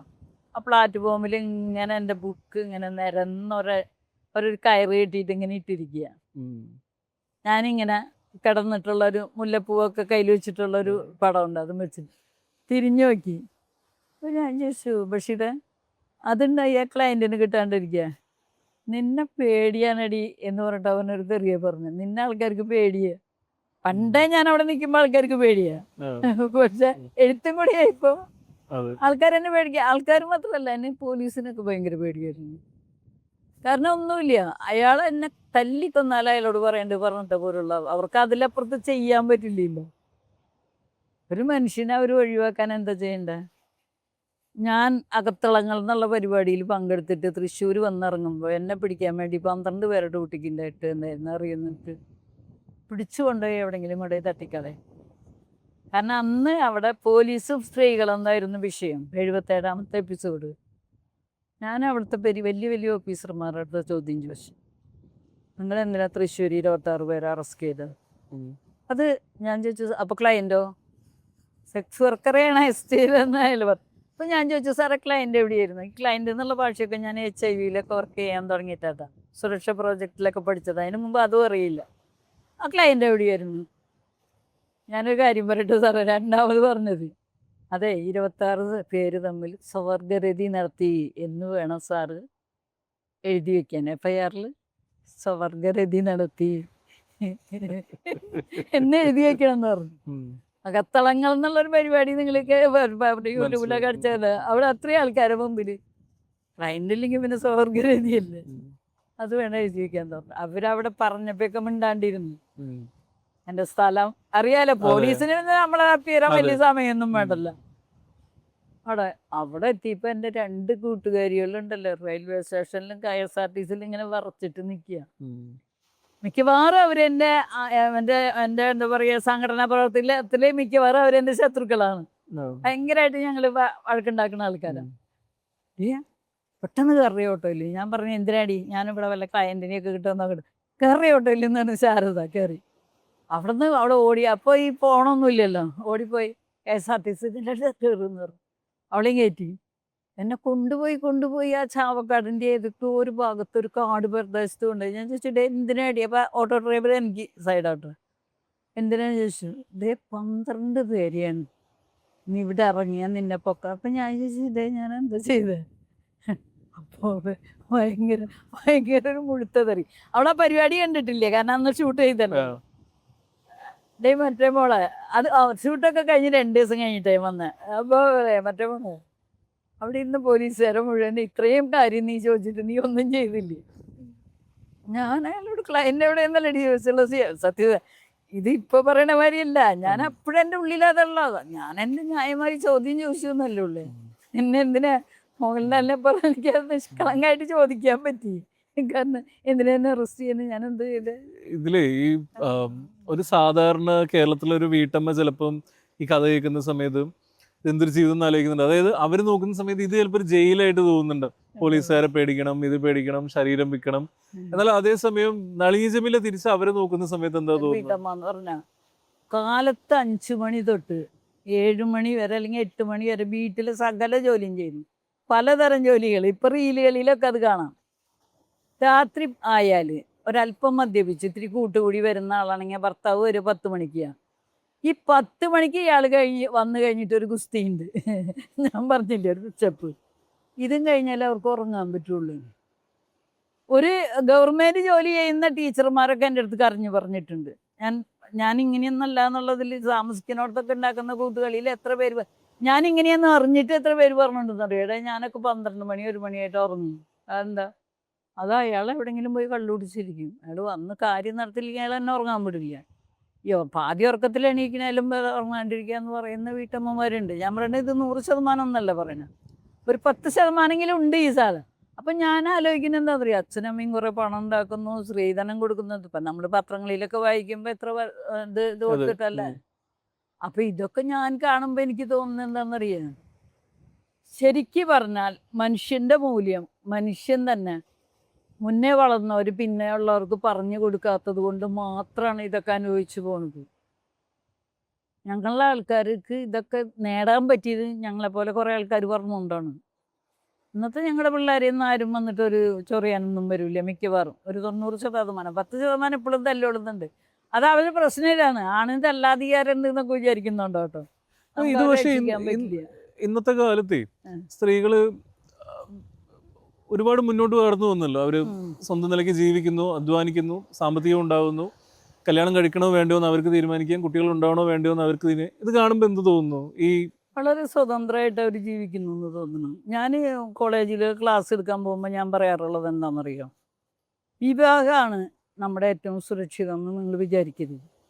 വിവാഹം കൊണ്ട് രക്ഷപ്പെട്ടവരും രക്ഷപ്പെടാത്തവരും ഉണ്ട്. ഇപ്പോൾ പറയാ, എൻ്റെ ഭർത്താവ് എനിക്ക് ചിലവിന് വന്ന് 2 കുട്ടികളെ, ആ കുട്ടികളെയും പരിപാലിച്ചിട്ട് സാധാരണ വീട്ടമ്മയായിട്ട് ജീവിക്കാൻ ഒരു പെണ്ണിന് ഇഷ്ടമെങ്കിൽ അത് വിവാഹം നല്ലതാണ്. അവളുടെ സ്വപ്നമാണല്ലോ അത്. അല്ലാണ്ട് ഇപ്പം ഞാൻ ചിന്തിക്കുന്ന പോലെയല്ലല്ലോ എല്ലാ പെണ്ണുങ്ങളും ചിന്തിക്കുന്നു. അച്ഛൻ്റെയും അമ്മയുടെയൊക്കെ കാല് തൊട്ട് തൊഴുതി, അല്ലെങ്കിൽ ഭർത്താവിൻ്റെ കാലൊക്കെ തൊട്ട് തൊഴുതൊക്കെ ജീവിക്കണം എന്നുള്ള പഴയ സങ്കല്പത്തിലുള്ള പെണ്ണുങ്ങൾക്ക് വിവാഹം നല്ലതാണ്. കൃത്യമായിട്ട് ചിലവിന് കൊടുക്കുന്ന ഭർത്താവ് ഉണ്ടെങ്കിൽ അതും നല്ലതാണ്. നമുക്ക് ഉത്തരവാദിത്തമില്ല, എല്ലാ അയാളും നോക്കിക്കോളും. പക്ഷേ ജോലി ചെയ്യും, അയാൾക്ക് മക്കൾക്ക് വേണ്ടിയിട്ട് പാചകവും ബാക്കി കാര്യങ്ങളൊക്കെ ചെയ്യും, അതിൽ തൃപ്തി ഉണ്ടാവും. ചില തൃപ്തിയോടുകൂടി ചെയ്യുന്നവരുണ്ട്. ഞാൻ പറയണോ, അത്രയൊന്നും ആൾക്കാർ തൃപ്തി ഇല്ലാണ്ടൊന്നല്ല കേട്ടോ ജീവിക്കുന്നത്. തൃപ്തിയോടുകൂടി ചെയ്യുന്നവരുണ്ട്. ചേട്ടനും അത് കൊടുത്തില്ലെങ്കിൽ ശരിയാവില്ല എന്നൊക്കെ പറയുന്ന പെണ്ണുങ്ങളെ എനിക്ക് ഒരുപാട് അറിയാം. അപ്പം അതൃപ്തി തോന്നുന്നവർക്ക് അവർക്ക് മാറി നിന്ന് ജീവിക്കാനൊരു സംവിധാനം ഉണ്ടാവുന്നു. ഇന്ന് അതിൻ്റെ പേരിൽ, ഡൈവേഴ്സിൻ്റെ പേരിൽ ഏറ്റവും അധികം കുട്ടികളാണ് പീഡിപ്പിക്കപ്പെടുന്നത്. അച്ഛനും ഇല്ല, അമ്മയും ഇല്ല. തുടക്കത്തിൽ ഈ കുട്ടികൾ കുറേ അടിയും തല്ലൊക്കെ കണ്ട വളരുന്നത്. രണ്ടാമത്തെ സ്റ്റെപ്പ് എന്ന് പറഞ്ഞാൽ അച്ഛനൊരു അങ്ങോട്ട് വിളിക്കും, അമ്മ ഇങ്ങോട്ട് വിളിക്കും. അച്ഛന് ഇങ്ങനെ പഠിച്ചാൽ മതി എന്ന് പറയും, അമ്മ ഇങ്ങനെ പഠിച്ചാൽ മതി എന്ന് പറയും. അവർ ഭയങ്കര ഇതാണ് അനുഭവിക്കുന്നത്. ഒരു ഡിവോഴ്സ് ആയി കഴിഞ്ഞാൽ ആ കുട്ടികൾക്ക് നിൽക്കാൻ, അല്ലെങ്കിൽ ഒരാൾ മരിച്ചുപോയി ഒരാൾ ജീവിക്കുകയൊക്കെ ചെയ്യുമ്പോൾ അവർക്കൊരു പൊതു ഇടം ഉണ്ടാവണം ഗവൺമെൻറ്റിൻ്റെ വക. ഇപ്പം ഗവൺമെൻറ്റിൻ്റെ കുറേ സ്ഥാപനങ്ങളുണ്ട്, പക്ഷെ അവിടെ ഭയങ്കര പീഡനം, വീഡിയോ നടക്കണേലും പീഡനം നടക്കും. സ്വന്തം കുട്ടികളുടെ കേസിൽ അത് എങ്ങനെയാണ് വർക്ക് ചെയ്തത്? ഇപ്പം കുട്ടികൾ ഒരു പ്രായം കഴിഞ്ഞ് അവർ ഇതിനെ പറ്റിയിട്ടൊക്കെ അറിഞ്ഞു വരുമ്പോൾ അവർക്ക് അവരുടേതായ ബോധ്യങ്ങൾ ഉണ്ടാവുമല്ലോ. ഇതിനെ പറ്റിയിട്ടൊരു ഒരു ഒരു അഭിപ്രായം ഉണ്ടാവുമല്ലോ. എങ്ങനെയാ അത് ഡീൽ ചെയ്തത്? മൂത്ത മോള് ഒരു വിട്ടുവീഴ്ചയ്ക്കും തയ്യാറായത് ആളായിരുന്നില്ല. ഞാൻ ഇതിൽ വന്നു പെട്ടതൊക്കെ എൻ്റെ കുറ്റമല്ല എന്നൊക്കെ പറഞ്ഞു കൊടുക്കാൻ എൻ്റെ ഒരു നല്ല കൂട്ടുകാരി ഉണ്ടായിരുന്നു അവിടെ. എൻ്റെ ഹസ്ബൻഡിൻ്റെ കൂട്ടുകാരൻ്റെ ഭാര്യയും എൻ്റെ കൂട്ടുകാരിയായിട്ടുള്ള ഒരു സ്ത്രീയല്ല, കുറേ ആളുണ്ട്. പക്ഷെ അവൾ വളരെ ഡീറ്റെയിൽസ് ആയിട്ട് പറഞ്ഞിട്ടുണ്ട്. അതൊന്നല്ല, അമ്മയ്ക്ക് വേണമെങ്കിൽ ഞങ്ങൾ വേണമെങ്കിൽ പിടിച്ചിക്കായിരുന്നു എന്നൊക്കെയാണ് അവളുടെ കാഴ്ചപ്പാട്. രണ്ടാമത്തെ ആള് എന്നോടൊപ്പം വളർന്നുകൊണ്ട് മൈത്രേയൻ, ജയശ്രീ, കനി പോലെയുള്ള ആൾക്കാരെയൊക്കെ കണ്ടു വളർന്നുകൊണ്ട് അവളിപ്പോഴും വിചാരിക്കുന്നത് അവൾ ആ ജോലിക്ക് പോകാൻ ഒരിക്കലും തയ്യാറായിട്ടില്ല. ഒരുപാട് സാമ്പത്തിക പ്രശ്നം വന്നിട്ടും. പക്ഷേ അമ്മയുടെ സ്വാതന്ത്ര്യം അമ്മയ്ക്ക് ഉണ്ട് എന്നാണ് അവൾ വിശ്വസിക്കുന്നത്. അതിൻ്റെ പ്രധാന ആൾക്കാരെന്ന് പറഞ്ഞാൽ ഇപ്പോൾ മൈത്രേയനും ജയശ്രീയും കനിയും ബോൾസനിയും അങ്ങനെയുള്ള ആൾക്കാരെ അവൾ കണ്ടിട്ടുള്ളതുകൊണ്ട് കേട്ടിട്ടുള്ളതുകൊണ്ടാണ്. അമ്മ ജീവിച്ചത് അമ്മയുടെ ജീവിതമായിരുന്നു, അതാണ് അവർ കാണുന്നത്. ഇപ്പൊ ജീവിതം എങ്ങനെയാ? ആരുടെ കൂടെയാണ് ജീവിതം? എന്താണ് ഈ കന്യാകുമാരിയിലെ ജീവിതം? കന്യാകുമാരിയിൽ എൻ്റെ മകളുടെ കൂടെ എൻ്റെ 2 പേരക്കുട്ടികളുണ്ട്. ആദ്യം തൊട്ട് തന്നെ അവൾ ഡിവോഴ്സ് ചെയ്തുകൊണ്ട് അവളെ കുട്ടികളുടെ പഠിപ്പ് ഞാനാണ് ചെയ്തിരുന്നത്. അപ്പം എല്ലാ ഉത്തരവാദിത്വം എന്ന് പറഞ്ഞാൽ അവരുടെ പഠിപ്പ്, അവരുടെ ഡ്രസ്സ്, അങ്ങനത്തെ കുറേ കാര്യങ്ങളൊക്കെ ചെയ്തിട്ട് അവൾക്ക് ഇടയ്ക്ക് ഒരു പാർട്ട്ണർ ഉണ്ടായി. പാർട്ട്ണർ എന്ന് പറഞ്ഞാൽ ഫുൾ ടൈം എന്ന് നിൽക്കുന്ന പാർട്ട്ണറല്ല, ഇടയ്ക്ക് വന്നു പോകുന്ന ഒരു പാർട്ട്ണറുണ്ട്. അപ്പം അയാൾ നോക്കിയപ്പോൾ ഫുൾ ഉത്തരവാദിത്വം ഏറ്റെടുക്കാൻ അയാൾ തയ്യാറായില്ല. അപ്പം ഞാൻ അയാളോട് പറഞ്ഞു, ഇത്രയേ ഉള്ളൂ, നിങ്ങളുടെ 2 പേരെയും കാര്യം നിങ്ങൾ നോക്ക്, എൻ്റെ 2 മക്കളുടെ കാര്യം ഞാൻ നോക്കും. കാരണം അവളുടെ ഭർത്താവ് അവളെ കൊല്ലാൻ ശ്രമിക്കുകയൊക്കെ ചെയ്തിട്ടുണ്ട്. അപ്പോൾ അതൊക്കെ വന്നപ്പോൾ ഞാനാണ് അവളെ അവിടെ നിന്ന് വിളിച്ചുകൊണ്ടിരുന്നത്. അപ്പോൾ അതുകൊണ്ട് എനിക്ക് ഉത്തരവാദിത്തമുണ്ട്. ഞാൻ പറയുന്നത് സാധാരണ ഒരു അമ്മമ്മ എന്നുള്ള നിലയ്ക്കുള്ള ഉത്തരവാദിത്തമല്ല, അവർ നിൽക്കുന്നിടത്തു നിന്ന് അവരുടെ പ്രശ്നങ്ങൾ സോൾവ് ചെയ്യാമെന്നും പറഞ്ഞ് അവരെ കൂട്ടിക്കൊണ്ടുവരുമ്പോൾ അവസാനം വരെ എൻ്റെ ഉത്തരവാദിത്തം ഞാൻ ഏറ്റെടുക്കേണ്ടതാണെന്നാണ് ഞാൻ വിശ്വസിക്കുന്നത്. അപ്പോൾ ആദ്യത്തേക്ക് അവരെ പഠിപ്പിൻ്റെ കാലത്ത് ഞാനൊരു സിനിമ ചെയ്തിട്ടുണ്ട്, അറിയാം, അതിലൊരു അവാർഡൊക്കെ കിട്ടിയിട്ടുണ്ട് എനിക്ക്. അപ്പോൾ അതുപോലത്തെ ചെറിയ സിനിമകളുടെ ഭാഗമൊക്കെ ആയിട്ട് ഇതൊക്കെ നിന്നിട്ട് എനിക്ക് നല്ല കുറച്ച് തരക്കമില്ലാത്ത സാമ്പത്തികം ഉണ്ടായിരുന്നു. പക്ഷേ ഈ കോളേജിനെ പറ്റി എനിക്ക് വലിയ ധാരണ ഉണ്ടായിരുന്നില്ല.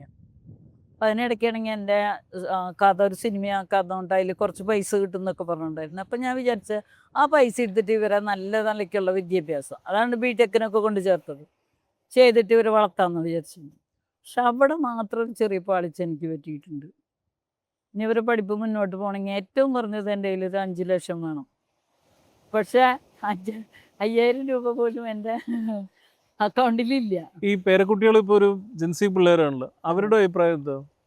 അമ്മാമ്മയെ പറ്റിയിട്ടുള്ള അവർക്ക് അമ്മാമ്മേനെ പറ്റിയിട്ട് അതിൽ ഇംഗ്ലീഷ് ബുക്കും തമിഴ് ബുക്കൊക്കെ ഉള്ളതുകൊണ്ട് ചെറുതായിട്ട് എന്തൊക്കെയോ കത്തിയിട്ടുണ്ട്. എന്നാൽ 100% മനസ്സിലായിട്ടില്ല. അവര് വിചാരിക്കുന്ന അമ്മാമ്മ സെക്സ് വർക്കറുടെ കൂടെയായിരുന്നു, സെക്സ് വർക്കർക്ക് വേണ്ടി വർക്ക് ചെയ്തിട്ടുണ്ട്, പുസ്തകം എഴുതിയിട്ടുണ്ട്. എൻ്റെ മോനൊരു CD ഒക്കെ കണ്ടിട്ടുണ്ടായിരുന്നു, ഒരു കന്നഡയാണ് CD, എന്നാലും അതിൻ്റെ കാര്യങ്ങളൊക്കെ ഏകദേശം അവന് മനസ്സിലാവുക. അപ്പോൾ അവർക്ക് എന്തോ ഉള്ളിലുണ്ട്.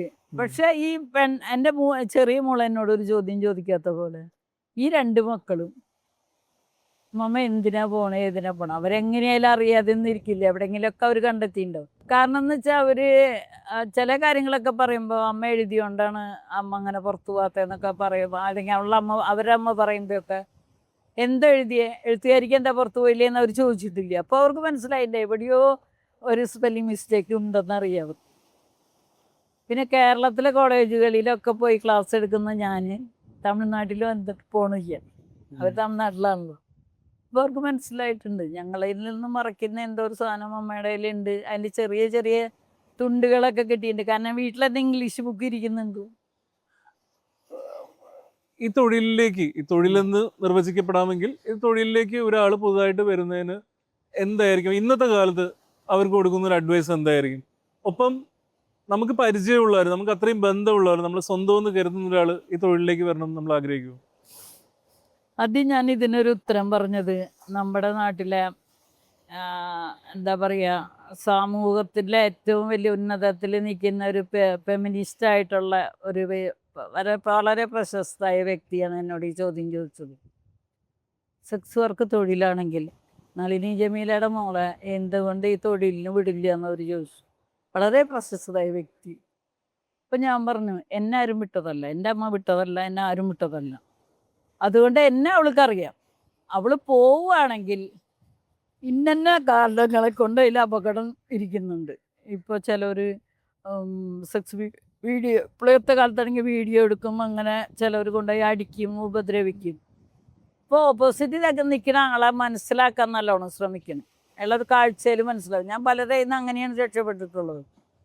അല്ലെങ്കിൽ ആടി കിട്ടുമെന്ന് തോന്നുമ്പോൾ ഒരു ടെക്നിക്കലി അതിലായിട്ട് അവരോടൊരു തന്ത്രപ്രയോഗം കൊണ്ടൊക്കെ നിൽക്കണം. അതുകൊണ്ട് സുരക്ഷിതമാണെന്ന് തോന്നുന്നുണ്ടെങ്കിൽ ചെയ്യുന്നതുകൊണ്ട് കുഴപ്പമില്ല എന്നാണ് ഞാൻ വിശ്വസിക്കുന്നത്.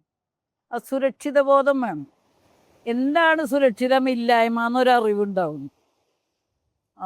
സുരക്ഷിതം എന്ന് പറയുമ്പോൾ മെഡിക്കലല്ല, അല്ലാതെ തന്നെ ആരോഗ്യപരമായിട്ട്. ഞാൻ ഇപ്പം നിങ്ങളുടെ കൂടെ ഇവിടെ ഒറ്റയ്ക്ക് വരുമ്പോൾ നിങ്ങളുടെ കൂടെ ഒറ്റയ്ക്ക് വരാമെന്നുള്ള, ഞാനിപ്പോൾ ഒറ്റയ്ക്കല്ല, ഒരു ഉദാഹരണമായിട്ട് പറഞ്ഞോട്ടെ, ഒറ്റയ്ക്ക് വരാൻ പറ്റുമെന്ന് എനിക്കൊരു ബോധം ഉണ്ടാവണമല്ലോ. നിങ്ങളിപ്പോൾ എൻ്റെ പ്രായം ഒന്നും നോക്കാണ്ട് നിങ്ങൾ ഉപദ്രവിക്കുകയായിരിക്കും ചെയ്യുന്നത്. അല്ലെങ്കിൽ ഞാൻ ചെയ്യുന്ന തൊഴിലിനോട് എതിരുള്ള ആളാണെങ്കിൽ നിങ്ങൾ എന്നെ കൊല്ലാൻ ശ്രമിക്കും. ഇത്ര ഒരു സ്ത്രീ നാട്ടിൽ ജീവിച്ചിരിക്കണ്ടെന്ന് വിചാരിക്കും അല്ലേ? എപ്പോഴും അങ്ങനെ ഒരു പേടിയുണ്ടോ? ശരിക്കും പേടിയുണ്ട്, ഇപ്പോഴും ഉണ്ട്. കാരണം ഞാനൊരു ഇൻ്റർവ്യൂവിന് ശേഷം കോയക്കട ഒരു മോൻ വിളിച്ചിട്ടുണ്ടായിരുന്നു. ഞങ്ങൾക്കറിയാം വാപ്പ മരിച്ചുപോയി, ഞങ്ങൾക്ക് നിങ്ങളെ കാണണം, സംസാരിക്കാനുണ്ട് എന്നൊക്കെ പറഞ്ഞു. അപ്പോൾ മോള് പറഞ്ഞു, അമ്മ അങ്ങനെയാണെങ്കിൽ നമ്പർ കൊടുക്കുമെന്ന് പറഞ്ഞു. ഞാൻ ഈ കാര്യം മോളോട് പറഞ്ഞപ്പോൾ ഞാൻ പറഞ്ഞു, മോളെ നമ്പർ കൊടുക്കാൻ പറ്റില്ല. ഒന്ന്, അവൻ മുസ്ലിമാണ്. 2, ഒരല്പം തീവ്രവാദത്തിൻ്റെ അസുഖമുള്ള ആളായിരുന്നു നിൻ്റെ അച്ഛനും. അപ്പോൾ അതൊക്കെ അയാളിൽ ഉണ്ടാവാനുള്ള സാധ്യതയുണ്ട്. അതുകൊണ്ട് നമ്മൾ സേഫ്റ്റി ആയിട്ട് പോയി ജീവിക്കുക. പിന്നെ ഇവിടെ കുറച്ച് ഒളിച്ച് പോലെ താമസിക്കുന്ന വേറൊന്നല്ല, ആൾക്കാർക്ക് അങ്ങനെ ഉൾക്കൊള്ളാൻ പറ്റില്ലല്ലോ.